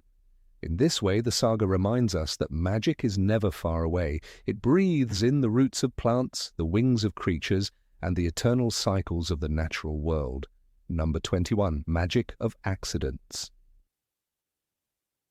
Harry's world is built on a foundation of spells, wands, incantations, and careful study. Yet there is another layer beneath all of this, a raw, untamed kind of power that refuses to be contained by rules. This is the magic of chance, the force that bursts forth when emotions are too strong or circumstances too unusual for the wizard or witch to remain in control. Readers often recall Harry's childhood incidents not as simple moments of mischief, but as windows into how unpredictable and extraordinary this hidden form of magic can be. Before he ever set foot in Hogwarts, Harry had already proven that wizardry does not always wait for training, nor does it bow to human will. The earliest hint of this phenomenon appears when Harry grows his hair back overnight, after Petunia Dursley, in her usual cruelty, tries to make him look ridiculous with a bad haircut. In Harry Potter and the Philosopher's Stone, the narration describes how, by the next morning, Harry's hair was exactly as it had been before Aunt Petunia had sheared it off. For an ordinary child, this would be impossible, but for Harry, it was instinctive defense, a surge of identity refusing to be erased. This event reveals how magic aligns itself with survival and dignity, operating almost like a protective spirit that intervenes when needed most. Such accidents are not mere curiosities, they are formative, carrying deep consequences for how a child wizard understands themselves. The second moment that makes readers pause comes with the infamous rooftop episode. Bullied by Dudley and his gang, Harry suddenly finds himself on top of the school building, terrified yet unharmed. He never intended to perform a spell, he never even knew what magic was. Yet something within him answered the need to escape. Rowling presents it as a mystery. He supposed the wind must have caught him under his arms and carried him over the railings. The Dursleys called it nonsense, but for readers it was a vivid reminder that magic responds to necessity, not just commands. This randomness, this ability to bypass rational explanation, is what makes the magical world feel alive rather than mechanical. Perhaps the most striking example is the zoo incident. When Harry sympathizes with the boa constrictor trapped behind glass, his emotions trigger the disappearance of the barrier, freeing the snake and causing chaos. In Philosopher's Stone, the scene is remembered for Harry's shock. The glass front of the tank had vanished. The act was not deliberate, but it carried immense impact, changing the lives of everyone present in that reptile house. The randomness of it is crucial. If Harry had consciously chosen to break the glass, the moment would lose its resonance. Instead, the story shows us how wild magic connects emotions, empathy, and action in ways that exceed human control. Dumbledore in later books reflects on this kind of uncontrolled power with a mixture of awe and caution. In Half-Blood Prince, while speaking of Tom Riddle's childhood, he says, "He was already highly self-sufficient, secretive, and apparently friendless, but he could speak to snakes, and the other children at the orphanage were afraid of him." The comparison between Riddle's accidental magic and Harry's is striking. Where Harry's childhood magic often protected or expressed sympathy, riddles caused harm and fear. Both demonstrate how accidental bursts reveal something deeply personal, what one might call a magical signature. In this way, magic is not simply a tool, it is an extension of character, shaped by inner drives and hidden desires. The concept of magical signature explains why accidents differ so widely. Neville Longbottom's family worried he was a squib because his signs came late, until one day his great-uncle tossed him out of a window. Instead of falling, Neville bounced all the way down the garden and into the road. That bouncing was his magical core insisting on life, resilience, and unexpected survival. Contrast that with Riddle's ability to make objects move, animals suffer, and children obey. These early outbursts mirror the essence of who the wizard is destined to become. Randomness does not mean emptiness, it means authenticity revealed in its rawest state. One might recall the case of Ariana Dumbledore, Albus's younger sister, whose uncontrollable magic traumatized her life. As Deathly Hallows tells us, it was not her fault, she had no control over it. One day she had an explosion of magic, and it destroyed her. Here, accidental magic is portrayed not as harmless mischief, but as something tragic and devastating when suppressed or misunderstood. Ariana's story stands as a warning of how powerful and dangerous this force can become if not guided. It emphasizes that accidental magic is not a childish phase to be dismissed. It is a defining element of magical identity, capable of both wonder and horror. There is also the question of destiny. If accidental magic is unique to each individual, then perhaps it points toward the paths wizards will later walk. Harry's acts of empathy and defense foreshadow his future role as protector, while Riddle's cruelty hints at his descent into darkness. Even Hermione Granger, though we do not see her childhood in detail, is described as having shown signs so strong and early that her parents were left bewildered. It is not unreasonable to suggest that these unshaped manifestations predict not just power, but inclination, like the earliest brushstrokes of a future portrait. This chaotic side of wizardry also raises a philosophical question. Is magic controlling the witch or wizard, or are they always, even unknowingly, shaping it? The books seem to suggest both. In Harry's rooftop escape, his subconscious will clearly acted in self-preservation, yet the manner, instantaneous flight, was beyond his imagining. Magic takes the instinct and amplifies it in ways the wizard could never plan. It becomes a partnership between intent and unpredictability, where emotions unlock results that reason could never engineer. Accidental magic also blurs the boundary between fate and free will. When Harry vanished the glass at the zoo, was it mere chance, or was it an inevitable expression of his unique magical signature? Dumbledore often warned against underestimating the role of choice in shaping destiny, yet these early accidents suggest that part of a wizard's journey is already inscribed within them. They are not blank slates learning to control neutral energy. They are beings whose very souls breathe power in singular ways. Magic is not learned so much as awakened. Moreover, these stories remind us that Hogwarts itself is not where magic begins. The castle offers structure, technique, and history, but it does not create power. Wizards arrive already carrying years of lived experience with random surges of their inner force. The Sorting Hat's decisions may even rely on these hidden signs, as it peers into the mind and recognizes qualities already expressed through childhood accidents. A child who has bounced from a window, freed a snake, or terrified peers with unexplainable effects is already shaped by magic before they ever learn Alohomora. The sheer unpredictability of these incidents also ensures that the wizarding world cannot be entirely ordered. Even the Ministry of Magic, with all its regulations, has little control over accidental magic in children. Squads like the Accidental Magic Reversal Squad exist because chaos cannot be prevented, only managed. When Harry made his Aunt Marge inflate like a balloon in Prisoner of Azkaban, the Ministry rushed to contain the fallout, not because Harry had used a spell, but because magic itself had responded to fury. This moment demonstrates how accidental magic can persist even into adolescence, bursting forth under emotional extremes. The theme continues into Harry's later struggles. When Voldemort possesses him in the Department of Mysteries, Harry's raw resistance is not rooted in learned incantations, but in overwhelming emotion. His grief for Sirius, his love for his friends. Though not accidental in the childish sense, it is still wild, unbidden beyond the neat framework of spellwork. It suggests that the essence of magic remains tied to emotion and chance long after the years of structured learning. In this way, accidental magic is not a stage but a truth about the very nature of wizardry.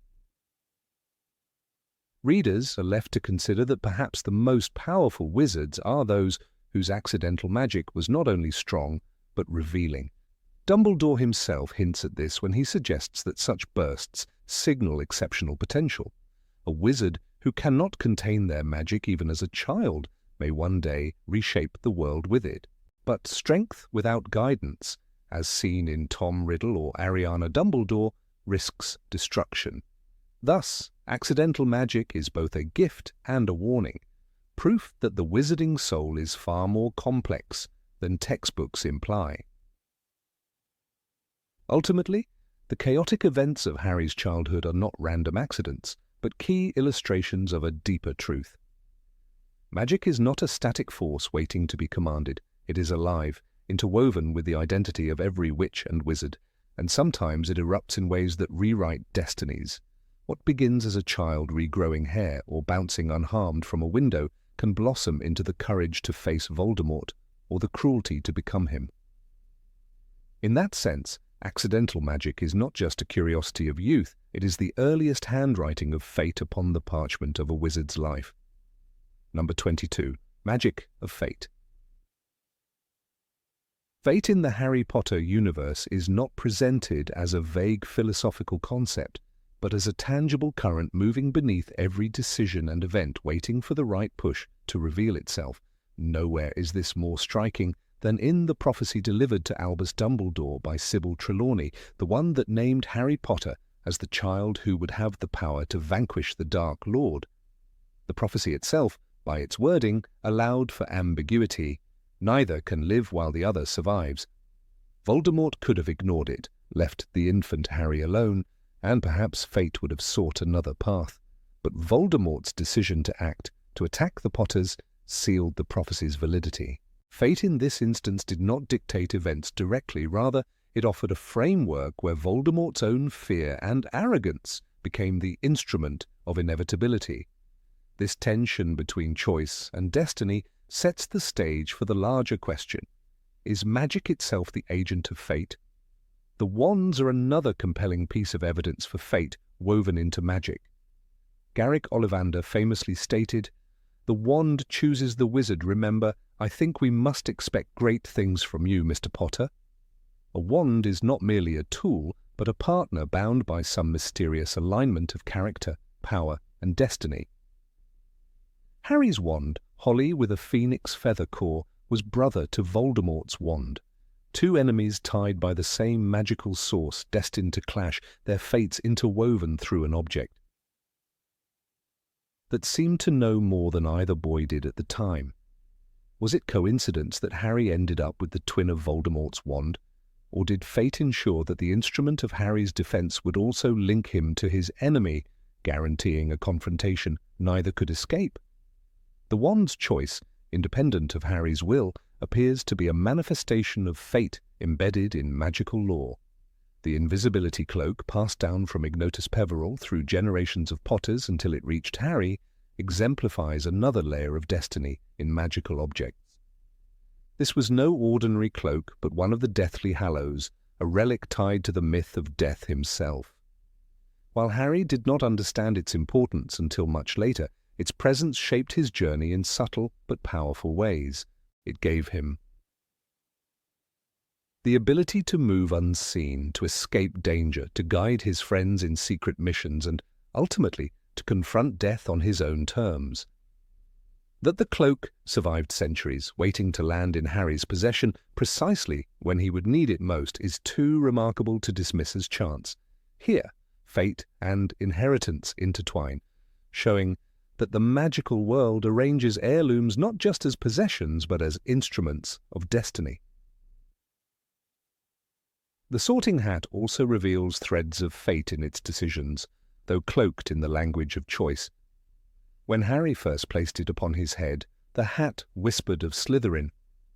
"You could be great, you know, it's all here in your head, and Slytherin will help you on the way to greatness." Yet Harry's plea to be placed in Gryffindor swayed the hat's decision. This moment seems to support the argument that choice is paramount. However, looking deeper, one wonders if fate engineered even this conflict. For Harry to become the hero he needed to be, he had to face the constant shadow of what might have been his similarities to Voldemort, his fear of Slytherin. Fate, it seems, constructed the possibility of Slytherin to forge Harry's identity, knowing he would ultimately reject it. The illusion of choice may itself be the tool of destiny.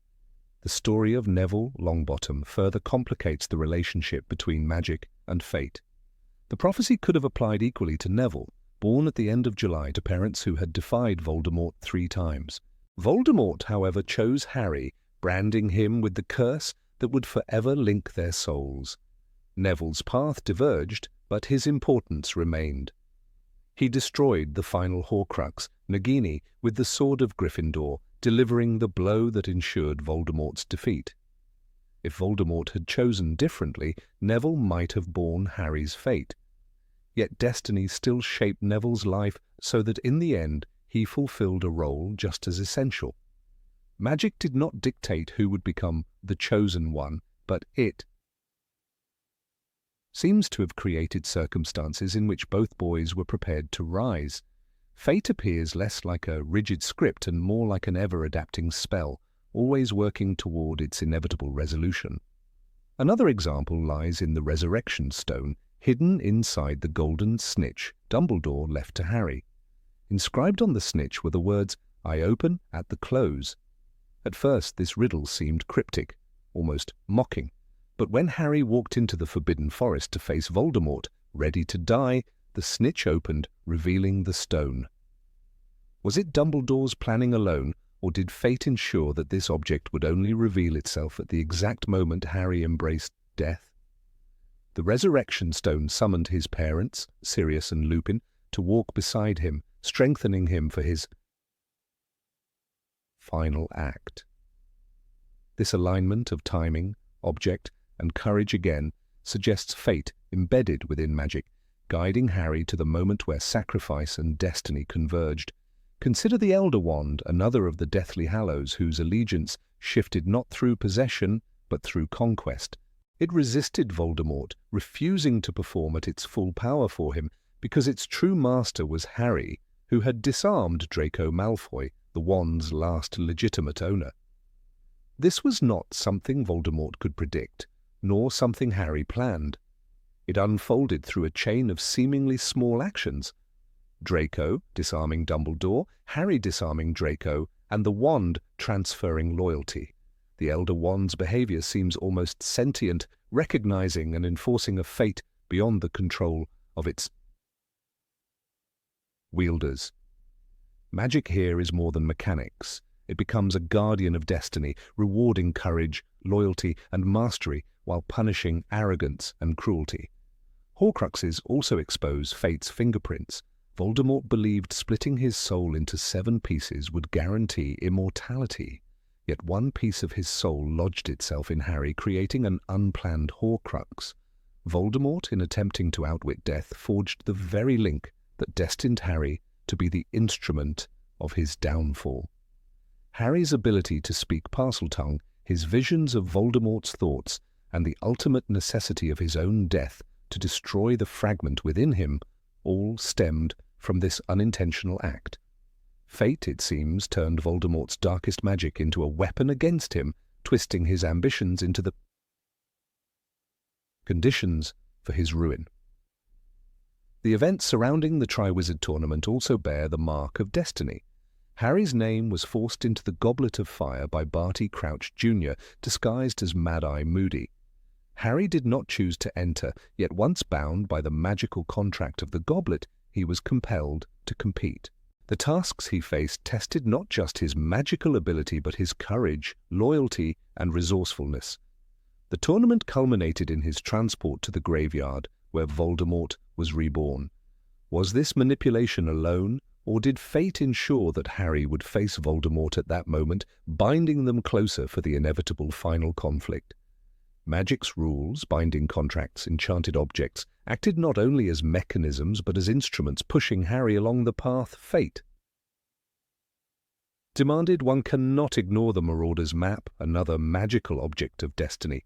Created by Moony, Wormtail, Padfoot and Prongs, it lay unused until Fred and George Weasley handed it to Harry. With it, Harry uncovered secrets of Hogwarts, avoided danger, and even discovered Peter Pettigrew's survival. Pettigrew's escape led him back to Voldemort, setting in motion the Dark Lord's resurrection. A piece of enchanted parchment designed for mischief became a tool in fate's hands, ensuring that Harry remained entangled in the threads of prophecy. Even the Patronus charm reflects fate's influence. When Harry first saw a Patronus drive away hundreds of Dementors at the edge of the lake, he believed it was his father. Later, he realized it was himself who had cast it. This moment forms a perfect loop, one where fate ensures Harry becomes the source of his own salvation. Time itself bends to destiny, creating an event where Harry is both rescuer and rescued. I knew I could do it this time because I'd already done it, Harry thought. Magic here is not just protective, it becomes a paradoxical mechanism of fate, closing a circle that could exist only because it had already happened. The bond between Harry and Voldemort through their shared blood further illustrates how fate manipulates magical rules. When Voldemort resurrected himself in the graveyard, he used Harry's blood, believing it would bypass the protection of Lily's sacrifice.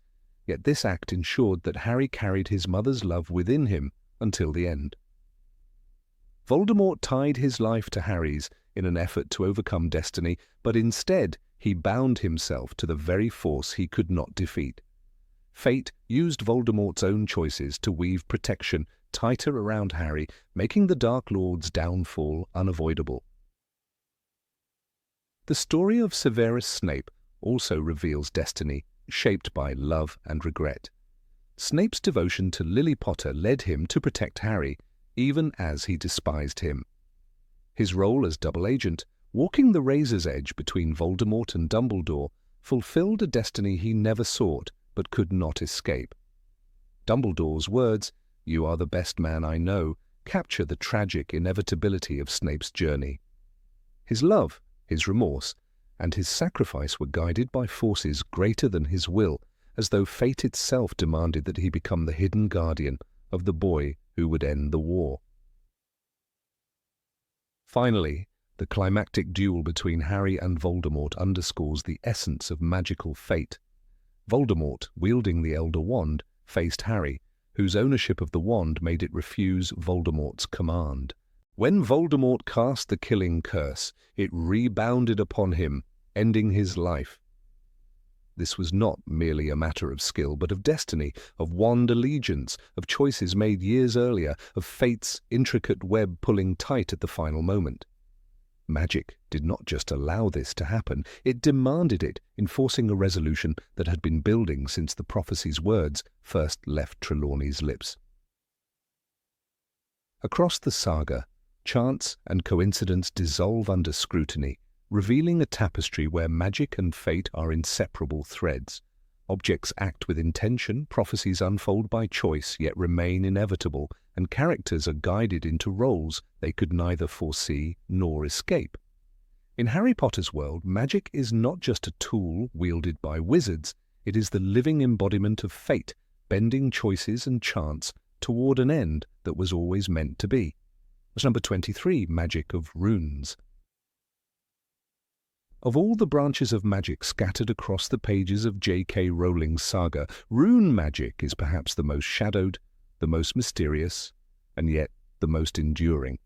When Hermione Granger added ancient runes to her already overwhelming schedule, few paid attention. Most students avoided the subject because of its reputation for dry theory and maddeningly difficult translations. But Hermione's decision is a narrative clue, a whisper from the author that runes are far more than scholarly scribbles on parchment. They are the bones of wizardry itself, inscriptions that outlive their casters, and forces that even Dumbledore treated with respect. In Harry Potter and the Prisoner of Azkaban, Rowling briefly mentions Hermione's grueling timetable, where ancient runes sits alongside arithmancy and care of magical creatures. This glimpse is small but telling. The subject is present not as filler, but as a thread that binds the novels to the idea of primeval, unchanging magic. Runes in the wizarding world are never shown as flashy wand work. They are not the glittering sparks that erupt from Harry's holly and phoenix feather wand, nor are they the sudden bursts of destruction we see in duels. Instead, they exist in silence, etched into stone, layered into magical architecture, or inscribed in objects whose creators have long since passed away. Consider the runes engraved on the pensive in Dumbledore's office, its silver basin, marked with carvings that glimmer when touched. Rowling never explains them, yet the fact that the basin can hold memories, extracting them from human minds and preserving them intact, suggests enchantments of staggering complexity. These are not the results of a simple incantation. They are constructs that needed to be written into existence, like programming embedded into the very metal. Hermione's skill with runes becomes crucial in Harry Potter and the Deathly Hallows. When she recognizes the rune markings on the symbol of the Deathly Hallows, she explains the triangle, circle, and line with the precision of someone who has spent years buried in rune dictionaries. It is not coincidence that Rowling placed her as the interpreter of this mysterious emblem. The symbol is the rune for death, Hermione explains, linking ancient language to myth. This is one of the few moments when rune knowledge directly influences the trio's quest. Without her ability to connect symbol to meaning, Harry and Ron would have remained in the dark. This scene alone demonstrates that runes are not academic trivia. They are keys to legends older than Hogwarts itself. But the true power of runes lies in their permanence. Unlike charms that fade or curses that can be lifted, runic magic is woven into the fabric of the object or location it protects. The protective enchantments around Godric's Hollow are never described in detail, yet their longevity suggests something deeper than mere wand casting. How else could Lily and James Potter's house, destroyed in 1981, still hold remnants of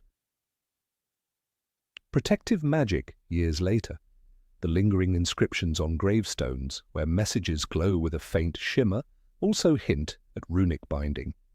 Runes last because they are not simply words, they are carved truths, fixed into material reality. Scholars in the wizarding world often debated the origins of Hogwarts. 4 founders, each mighty in their own right, created a castle that has resisted siege, invasion, and the erosion of centuries. Spells alone cannot explain its survival. Moving staircases, talking portraits, enchanted ceilings, these features are marvels, but they require constant magical maintenance. The deeper protection, the kind that keeps the castle standing against time, must be rooted in rune magic. Each tower, each wall may carry inscriptions hidden beneath plaster and stone, burned into the foundations by Rowena Ravenclaw herself. She, the wisest of the 4, is the likeliest to have inscribed runes that sealed the castle into existence. A fortress that endures for 1,000 years is not a triumph of charms but of symbols etched in permanence. Runes also represent a bridge between the magical and the natural. They do not create magic from nothing. They draw upon forces already present in the world, shaping them through form and meaning. This is why a rune can sit silently on a surface for centuries, waiting for the right trigger. In the tales of Beedle the Bard, published within the universe of the books, there are references to inscriptions on magical artifacts that seem to wake when touched by worthy hands. Such enchantments align more with rune magic than with spells, for no ordinary charm can sleep so long and then reawaken intact. This ancient quality explains why Voldemort, for all his power, never seemed to delve into runes. His magic thrived on immediacy and domination, not patient inscription. Runes require humility, study, and submission to forces larger than the self. One compelling example of rune power is found in the cursed necklace from Harry Potter and the Half-Blood Prince. Though not described explicitly as rune-based, its magic is too enduring to be simple. The necklace had been in Borgin and Burke's for decades, known as dangerous, long before Draco Malfoy used it. The opal necklace has claimed the lives of 19 Muggle owners to date, Borgin warns. Such a history suggests enchantments that renew themselves across generations. It is far more likely that the necklace bore runic inscriptions hidden in its design, carrying the curse forward no matter who touched it. Here again is the longevity that only rune work can explain. The permanence of rune enchantments also explains why some curses resist even the strongest counterspells. The Horcruxes created by Voldemort were shielded by protections that defied easy unraveling. The locket Horcrux, for instance, radiated an almost sentient malice, burning into the minds of its bearers. Although Voldemort's power lay in his dark ritual, embedding fragments of his soul, the protective enchantments on the objects might have relied on runic structures. This is why even Dumbledore struggled to destroy them, why he suffered such damage when attempting to neutralize the ring. To layer such lasting curses, Voldemort must have drawn upon forgotten traditions, blending his knowledge of dark magic with rune-like permanence. Hermione's obsession with translation mirrors a larger truth. To read runes is to read magic itself. Wizards who ignore the subject remain trapped in the surface-level world of incantations, while those who study the symbols see the architecture beneath. In this sense, Hermione's studies reflect her personality, diligent, precise, and curious enough to seek the oldest forms of knowledge. Her skill sets her apart from peers like Seamus Finnegan or even Harry, who rely on instinct and courage rather than study. "Ancient runes is more difficult than you think," she once remarked, and Rowling frames this as an understatement. It is difficult because it is foundational, demanding not only intellect but reverence. The way Rowling leaves rune magic in the shadows is deliberate storytelling. By giving us glimpses but never full explanations, she preserves the sense that wizardry is larger than what Harry and his friends can comprehend. We see rune inscriptions on Dumbledore's books, we hear about Hermione's essays, we catch sight of mysterious symbols on the Elder Wand. But we are never handed a textbook that explains everything. This mirrors real folklore, where ancient symbols are whispered about but never entirely deciphered. The gaps in knowledge are what give them power. Runes in the Potter universe remain one of those tantalizing gaps. What makes runes most fascinating is their connection to endurance and resistance. Consider the Mirror of Erised, a relic so strange that Dumbledore kept it hidden.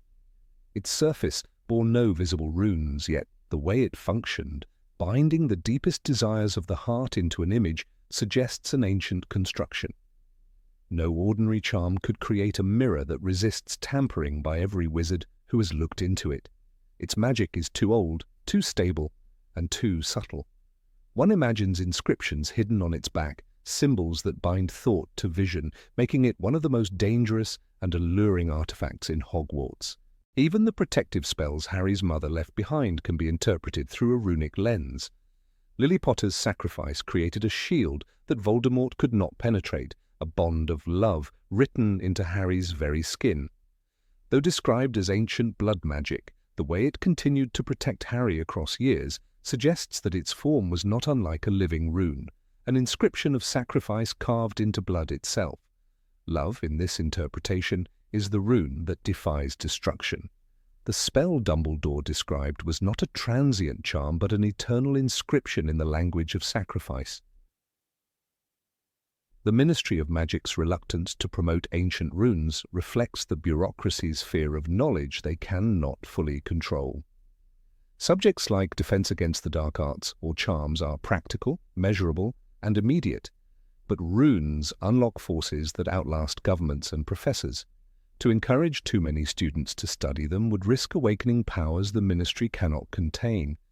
This is why only a handful of witches and wizards pursue the subject deeply, and why characters like Bathilda Bagshot or even Albus Dumbledore kept their rune work discreet. Knowledge in the wrong hands could change the balance of power entirely. The suggestion that Hogwarts itself is held together by rune seals is not mere fantasy. Think of the Chamber of Secrets hidden for centuries beneath the school. Its entrance could only be revealed through Parseltongue, but its structural existence, its survival beneath shifting floors and moving staircases, indicates deeper protections. The walls of that chamber, wet with age and dripping with secrets, would have collapsed without reinforcement. Those reinforcements, silent and unseen, are almost certainly runic inscriptions placed by Salazar Slytherin, allowing his hidden chamber to outlast the centuries. If a secret room can survive untouched, why not the entire castle? Runers, then, are the silent architects of the wizarding world. They are why magical artifacts endure, why enchantments linger long after their casters are dust, why castles rise against storms and time. They are not merely letters of a lost language, but the grammar of magic itself, the skeleton beneath every spell. To read them is to see beyond the surface. To use them is to write in the language of eternity. And in the world of Harry Potter, eternity is often the sharpest magic of all. Number 24. Magic of potions. Potions in the wizarding world are often mistaken for mere recipes, as though a student at Hogwarts could follow a list of instructions and produce liquid magic with no more difficulty than baking a pie. But as Professor Severus Snape made abundantly clear from Harry's very first class, potion-making demands precision that borders on artistry. In Harry Potter and the Philosopher's Stone, Snape described it not as a mechanical craft, but as the subtle science and exact art of potion-making. His words hinted at something deeper, something more elusive than the chopping of ingredients and the stirring of cauldrons. Potions are not only mixtures of plants, minerals, and rare substances, they are condensed embodiments of magic itself, where a single mistake can warp intention into catastrophe. Take, for example, the Wolfsbane potion developed by Damocles Belby and later used by Professor Remus Lupin. This concoction is a masterpiece of magical chemistry. By consuming it, a werewolf retains his mind during transformation, an ability that no spell alone could provide. It is not enough to wave a wand and hope to restrain the beast within. Only the slow alchemy of aconite simmering to precise temperatures creates that fragile bridge between man and monster. Lupin himself admitted, "The potion is difficult to make and it tastes absolutely foul. Its bitterness is not just on the tongue, but in the effort it requires. A missed stir or the wrong timing could turn salvation into poison. Even the common classroom assignments at Hogwarts underline this complexity. The draught of living death, for instance, is an infamous test of skill. In Harry Potter and the Half-Blood Prince, the potion reappears when Professor Slughorn challenges his class to brew it, promising a vial of Felix Felicis as reward. The instructions require the infusion of wormwood, asphodel, and valerian root, ingredients that react differently depending on when they are added. Harry succeeds only because he follows marginal notes left in the Half-Blood Prince's textbook, adding a clockwise stir and crushing the sopophorous bean rather than slicing it. These adjustments make the difference between failure and triumph. What looks like trivial technicality is in fact the hidden soul of potion making, showing how a single stroke of the pestle can release dormant power. Another striking example comes from Polyjuice Potion, the elixir that allows one wizard to assume the physical form of another. Its recipe is so demanding that even Hermione Granger, the most prepared of students, required weeks to brew it. The potion includes lacewing flies, stewed for 21 days, and shredded boomslang skin, both ingredients whose magical resonance alters only through time and transformation. The final touch, a piece of the individual to be impersonated, hair, nail, or other trace, renders the concoction personal. When Harry swallowed a cupful to disguise himself as Goyle in Chamber of Secrets, his voice and body shifted entirely, proof that potions can transgress identity itself. Such a feat goes far beyond ordinary spell work. No incantation could so thoroughly reconstruct the human body. The dangers of potions lie not merely in failure, but in misinterpretation. Amortentia, the most powerful love potion, demonstrates this. Its spiraling steam and scent, tailored to each individual, reveal its beguiling nature.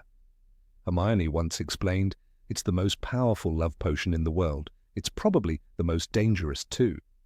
Unlike spells that force obedience, Amortentia manipulates the very will of the drinker, enslaving emotions rather than commanding actions.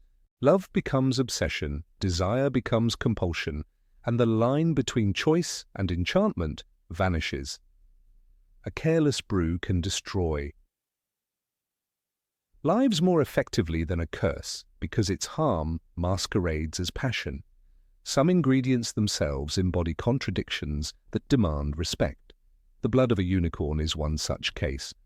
In Philosopher's Stone, Firenze the Centaur explained that drinking it would save the drinker from death, but at a terrible cost. You have slain something pure and defenseless to save yourself, and you will have but a half-life, a cursed life. This shows that potions are not neutral mixtures. They carry moral weight, shaped by the sources of their components. The unicorn's blood does not merely heal, it taints the soul of the one who consumes it. Thus, potion making is also an ethical art, forcing wizards to confront the cost of their actions in every drop. Phoenix, tears, in contrast, embody restorative purity. When Fawkes healed Harry's basilisk wound in Chamber of Secrets, the boy experienced firsthand a substance that exceeds any known spell of healing.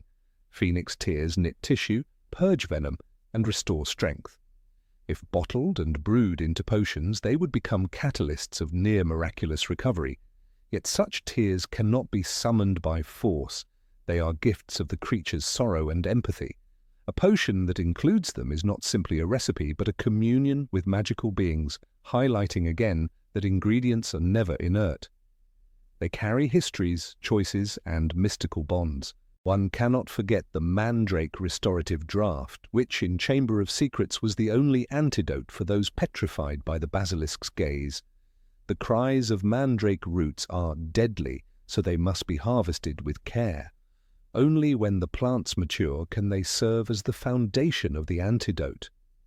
Professor Sprout's work in nurturing them was as vital as any professor's defensive spell. Without these grotesque plants, Hogwarts would have remained paralyzed. Here the potion is not only chemistry but horticulture, timing, and patience. A wizard who ignores the life cycle of magical flora cannot hope to command the outcomes of his brews. The potions curriculum at Hogwarts, then, is far more than a school subject. It is a discipline that reveals how magic saturates the natural world. Every stone, every leaf, every creature carries a spark of hidden force. The wizard who brews must learn to listen to these sparks, to coax them into harmony rather than domination. That is why Snape's classroom, dark and oppressive as it seemed, demanded reverence. His jars of pickled animals and dried plants were not grotesque decorations, but a silent library of magic waiting to be unlocked. The atmosphere reminded students that they were handling forces as alive as spells, yet far less forgiving. Perhaps the most chilling potion of all is the draught of living death, already mentioned, but worth revisiting. When consumed, it plunges the drinker into a state indistinguishable from death. Shakespearean in its drama, it represents the terrifying thin line between slumber and mortality. In the hands of an enemy, it is a weapon more subtle than the killing curse, leaving a body lifeless but not gone. In the hands of a healer, it might allow survival through unbearable agony. Its ambiguity underscores the theme that potions are neither good nor evil. Their morality depends on intention and control. Felix Felicis, or liquid luck, provides another perspective. When Harry drank a drop before attempting to retrieve Horace Slughorn's memory, he experienced a surge of uncanny intuition guiding him through obstacles. "It's all going to be fine," he said, and events unfolded in his favor. The potion does not create luck from nothing, but attunes the drinker to paths of opportunity, heightening instinct and timing. This is a form of magic utterly distinct from charms or hexes. No spell could so delicately align circumstance with personal action. Felix Felicis demonstrates that potions can influence the very fabric of chance, bending reality in ways that are invisible yet profound. For those who consider spells the pinnacle of wizardry, it is instructive to recall that Voldemort himself relied heavily on potions and magical substances. His resurrection in Goblet of Fire required not only dark incantations, but a cauldron filled with bone of the father, flesh of the servant, and blood of the enemy. These ingredients were not symbolic, but catalytic, transforming his weakened spirit into a corporeal body. Without the potion, the spell alone would have been meaningless. This scene confirms that even the darkest wizard acknowledged the supremacy of potion-making when ultimate power was at stake. The artistry of potions is also evident in their permanence. Spells can be countered, broken, or blocked, but the effect of a potion once swallowed is almost irreversible. Polyjuice Potion does not wear off because one casts finite incantatem. It runs its course through the body until time dissolves it. A love potion cannot be dispelled with a wave of a wand but must fade or be neutralized chemically. In this way, potions are more intimate and invasive than spells. They fuse with the body, mingling with blood and bone, changing the very matter of the drinker. To brew is to accept responsibility not only for magic, but for life itself. The cauldron is a crucible where nature and intention collide, where the brewer's discipline and moral compass decide the outcome. Severus Snape, Hermione Granger, Damocles Belby, and countless unnamed potion makers all remind us that wizardry is not merely about shouting Latin words with a wand in hand. It is about listening to the heartbeat of the world, recognizing that every drop, leaf, and tear carries power. Potions reveal that magic in the Harry Potter universe is not simple, nor is it safe. It is delicate, demanding, and infinitely deeper than we often imagine. Number 25. Magic of Illusions. In the world of Harry Potter, magic is often thought of as a force that bends reality to the will of the wizard. Spells make objects fly, creatures obey, or fires roar from the tip of a wand. Yet behind these feats of power exists another layer of enchantment, one far subtler, more deceptive, and arguably more dangerous. Illusion magic is not about brute strength, but about perception. It alters what the mind believes is true, reshaping reality without changing it. Wizards and witches who fall victim to these illusions do not face broken bones or curses. They face the betrayal of their own senses. It is here, in this territory of deception, that the wizarding world reveals one of its most terrifying truths. What you see, what you hear, and even what you feel may not be real at all. Take Severus Snape, a man shrouded in ambiguity throughout Harry's story. Snape's mastery of concealment was not only a matter of his occlumency, but also in the way he manipulated appearances. When he was secretly aiding the Order of the Phoenix, Snape employed charms to mask his allegiances and actions. The enchantments used to disguise him were so effective that even the most suspicious members of the Order were forced to question what they saw. The power of illusion is not measured in fire or thunder, but in the hesitation it plants in the heart of the observer. A wizard who doubts his senses is already defeated before a duel begins. Rowling paints Snape's duplicity not as raw might, but as an intricate game of shadows, a testament to the potency of magical deception. No scene demonstrates the terror of illusion more chillingly than the encounter with Bathilda Bagshot in Godric's Hollow. Harry and Hermione, seeking answers in the birthplace of his parents, are lured into the home of the historian. Bathilda, revered and frail, speaks little, but her silence is unnerving. What Harry does not realize is that the woman before him is no woman at all, but a grotesque facade hiding Nagini, Voldemort's serpent, and Horcrux. Rowling writes with haunting imagery. Her eyes moved from Harry to the snake on the floor, and back again. Slowly, horribly, she smiled. The illusion is not merely visual, it is psychological. It exploits Harry's trust in an elder and an ally. The horror lies in the moment of revelation, when the illusion shatters and reality intrudes with the force of betrayal. This is the essence of magical deception, the moment when safety is unmasked as doom. The invisibility cloak, passed down to Harry as a family heirloom, is another example of illusion, though of a more subtle and enduring nature.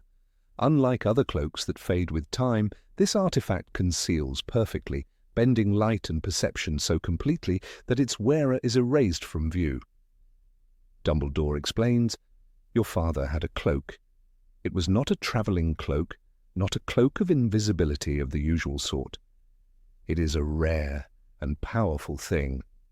The cloak does not alter the physical presence of its user. It does not make them immaterial or intangible. Instead, it manipulates the eyes of others, leaving the body untouched but unseen.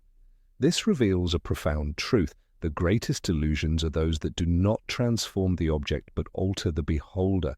It is the witness, not the wearer, who is deceived. When considering magical illusions, it becomes clear that they are not mere tricks. They are weapons of manipulation, more dangerous than brute force in the right hands.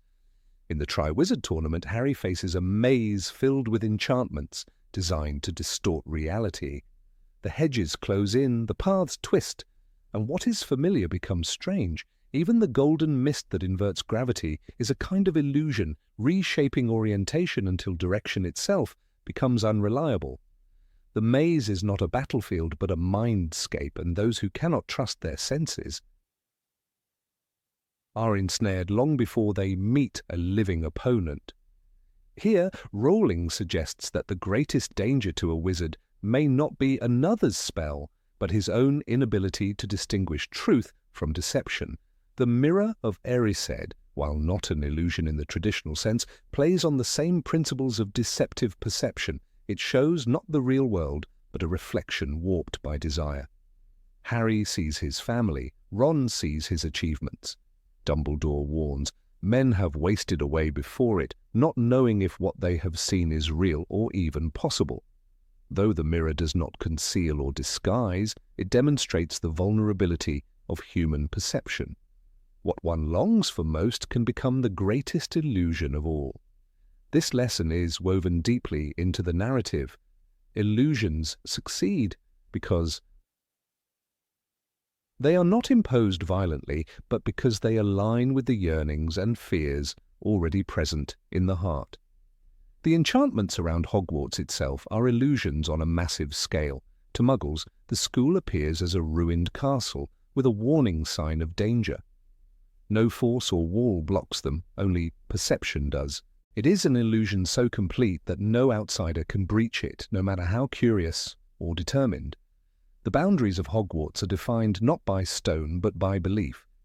This kind of defensive magic demonstrates the sophistication of illusion, proving that it can serve as both shield and snare, a gentle deterrent as much as a lethal trap. Even something as celebrated as Polyjuice Potion straddles the line between transformation and illusion. Though technically a physical alteration, the result is indistinguishable from deception. Hermione's transformation into Bellatrix Lestrange at Gringotts is so convincing that goblins and Death Eaters alike are fooled. Harry observes with unease the uncanny accuracy of her new appearance. Yet illusion is not limited to the visual. The potion fails to replicate voice or behavior, forcing the user to act the part convincingly. Here the illusion reveals its weakness. Deception can mimic form, but not essence. Illusions demand performance, and any slip in authenticity risks collapse. The dark arts often employ illusions in their most insidious forms. The boggart, for instance, is a creature of deception. It takes no true form of its own, but reflects the greatest fears of its victim. Lupin explains, the boggart turns into whatever it thinks will frighten us most. This is illusion made manifest, weaponizing fear by presenting a distorted reflection of the soul. The ridiculous charm does not destroy the boggart, but undermines its illusion by replacing terror with humor. The spell teaches students that the mind is both the victim and the cure of illusionary magic. Delving deeper, the spells of concealment and misdirection are scattered throughout the narrative, often unnoticed because they work by not being seen.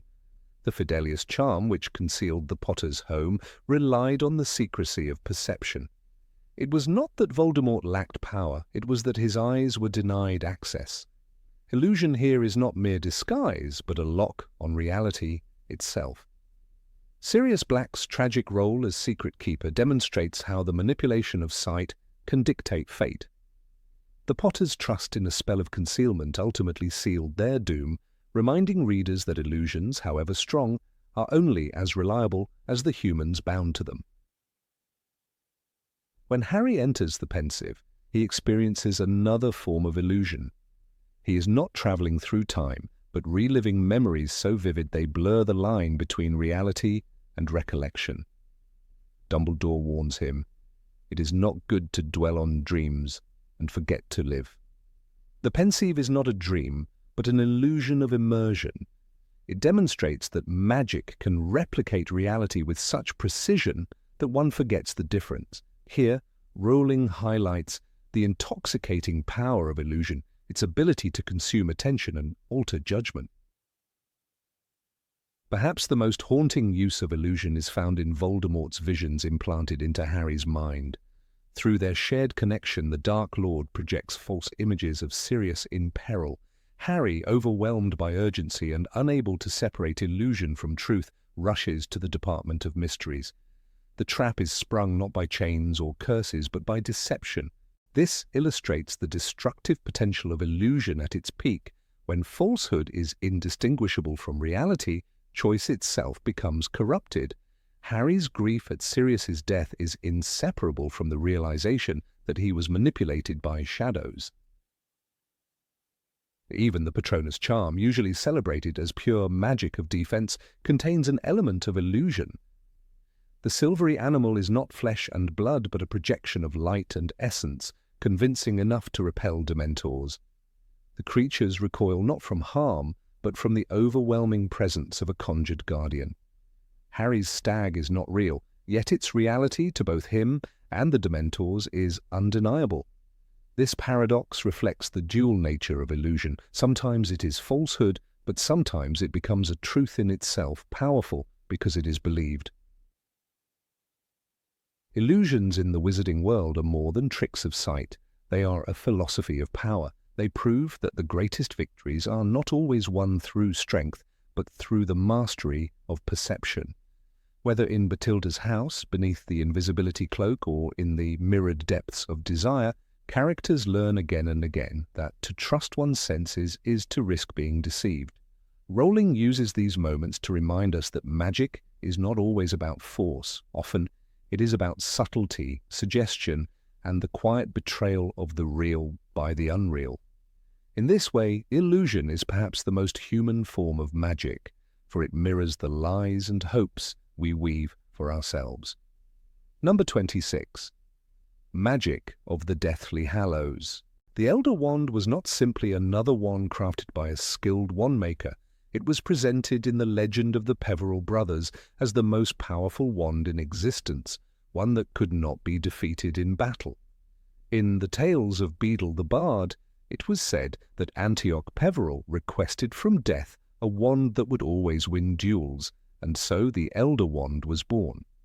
What makes this artifact so complex is not only its raw magical superiority, but the way it reshapes the entire relationship between a wizard and power. Unlike ordinary wands, whose allegiance lies with the wizard who masters them through compatibility or skill, the Elder Wand shifts its loyalty by conquest. Draco Malfoy unknowingly disarmed Albus Dumbledore atop the astronomy tower, and by doing so, even without claiming the wand itself, he became its true master. Later, Harry Potter, having overpowered Draco at Malfoy Manor, inherited the wand's allegiance without touching it. This invisible transfer of ownership demonstrates that the Elder Wand does not serve mere possession, but recognizes domination. The idea that the most powerful magical tool bends not to ownership, but to subtle shifts of fate, shows how the Dumbledore brothers' downfall, Voldemort's demise, and even Harry's survival were woven together by the will of a wand that followed its own arcane logic. The Resurrection Stone, passed through generations as a Gaunt family heirloom, concealed within Marvolo Gaunt's ring, appeared deceptively mundane. Yet it was perhaps the most haunting of the three Hallows.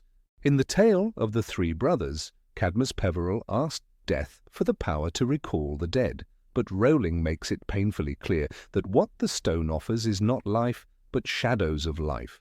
When Harry turned the stone in the Forbidden Forest, he saw his parents, Sirius Black and Remus Lupin.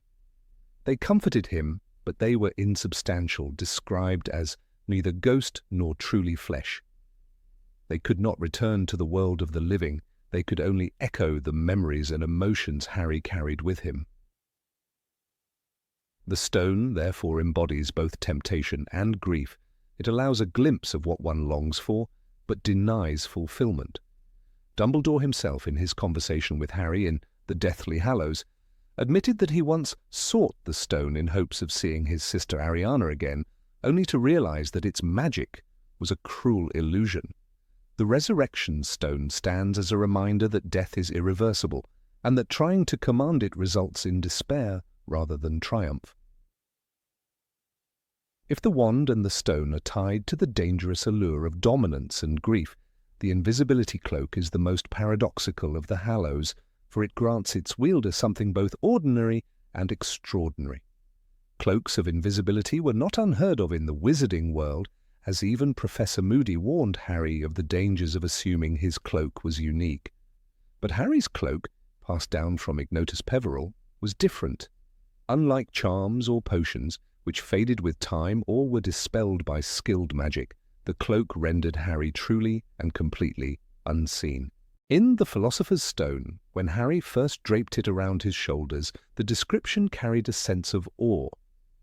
It was strange to be invisible, to walk about in the library unseen. The cloak resisted detection even by Dumbledore and protected Harry from Death Eaters, Snape, and even Voldemort's eyes. Its uniqueness lies in its permanence. The enchantment never faded, symbolizing the one brother who made peace with death rather than defying it. Unlike the wand and stone, the cloak represents not a curse, but wisdom, a reminder that concealment, humility, and patience can be greater strengths than confrontation. The combination of the three Hallows forms the heart of their complexity. Together they supposedly grant mastery over death itself, a wand that cannot be beaten, a stone that calls back the dead, and a cloak that hides from death's sight. And yet no wizard who pursued them ever found victory. Antioch was murdered in his sleep for the wand, Cadmus took his own life out of grief for the woman he could not truly bring back, and only Ignotus reached old age in peace, handing his cloak to his descendants. Even centuries later, Dumbledore confessed to Harry that his own youthful quest for the Hallows led him to arrogance and loss. He admitted, "I was fit to own the Elder Wand, but not the cloak. I was fit to desire the Resurrection Stone, not to have it." His recognition illustrates that true mastery over the Hallows is not in wielding them, but in understanding the truths they conceal. Voldemort's obsession with the Elder Wand highlights the irony of the Hallows' power. Convinced that possession of the wand would make him invincible, Voldemort murdered Snape under the mistaken belief that killing the supposed master would transfer allegiance. Yet, in that fatal miscalculation, he revealed the depth of his ignorance. He never realized that Harry, having disarmed Draco, held mastery of the wand. Thus, when Voldemort cast the killing curse in the final battle, the Elder Wand refused to kill its rightful master, rebounding and ending his life. Rowling emphasized this reversal with striking clarity. The wand spun high, dark magic flared, and Voldemort was blasted into oblivion. The wand's loyalty, invisible and unyielding, determined the outcome of the entire war. It was not brute strength that triumphed, but subtle bonds of fate carried by the rules of a magic that even the Dark Lord could not bend. The Resurrection Stone's significance deepens in Harry's final act of sacrifice. By turning the stone before walking into Voldemort's camp, Harry embraced mortality rather than sought to conquer it. The presence of his loved ones gave him courage, but they could not shield him. Their ethereal comfort symbolized the acceptance that death is a path all must walk alone. Unlike Cadmus, who clung to the illusion of reunion, Harry understood the truth. He closed his hand around the stone and let it fall in the forest, rejecting possession of it forever. The stone was lost, buried in the soil of the forbidden forest, as though the earth itself absorbed the temptation it represented. Its disappearance underscored the futility of seeking mastery over death and the wisdom of letting go.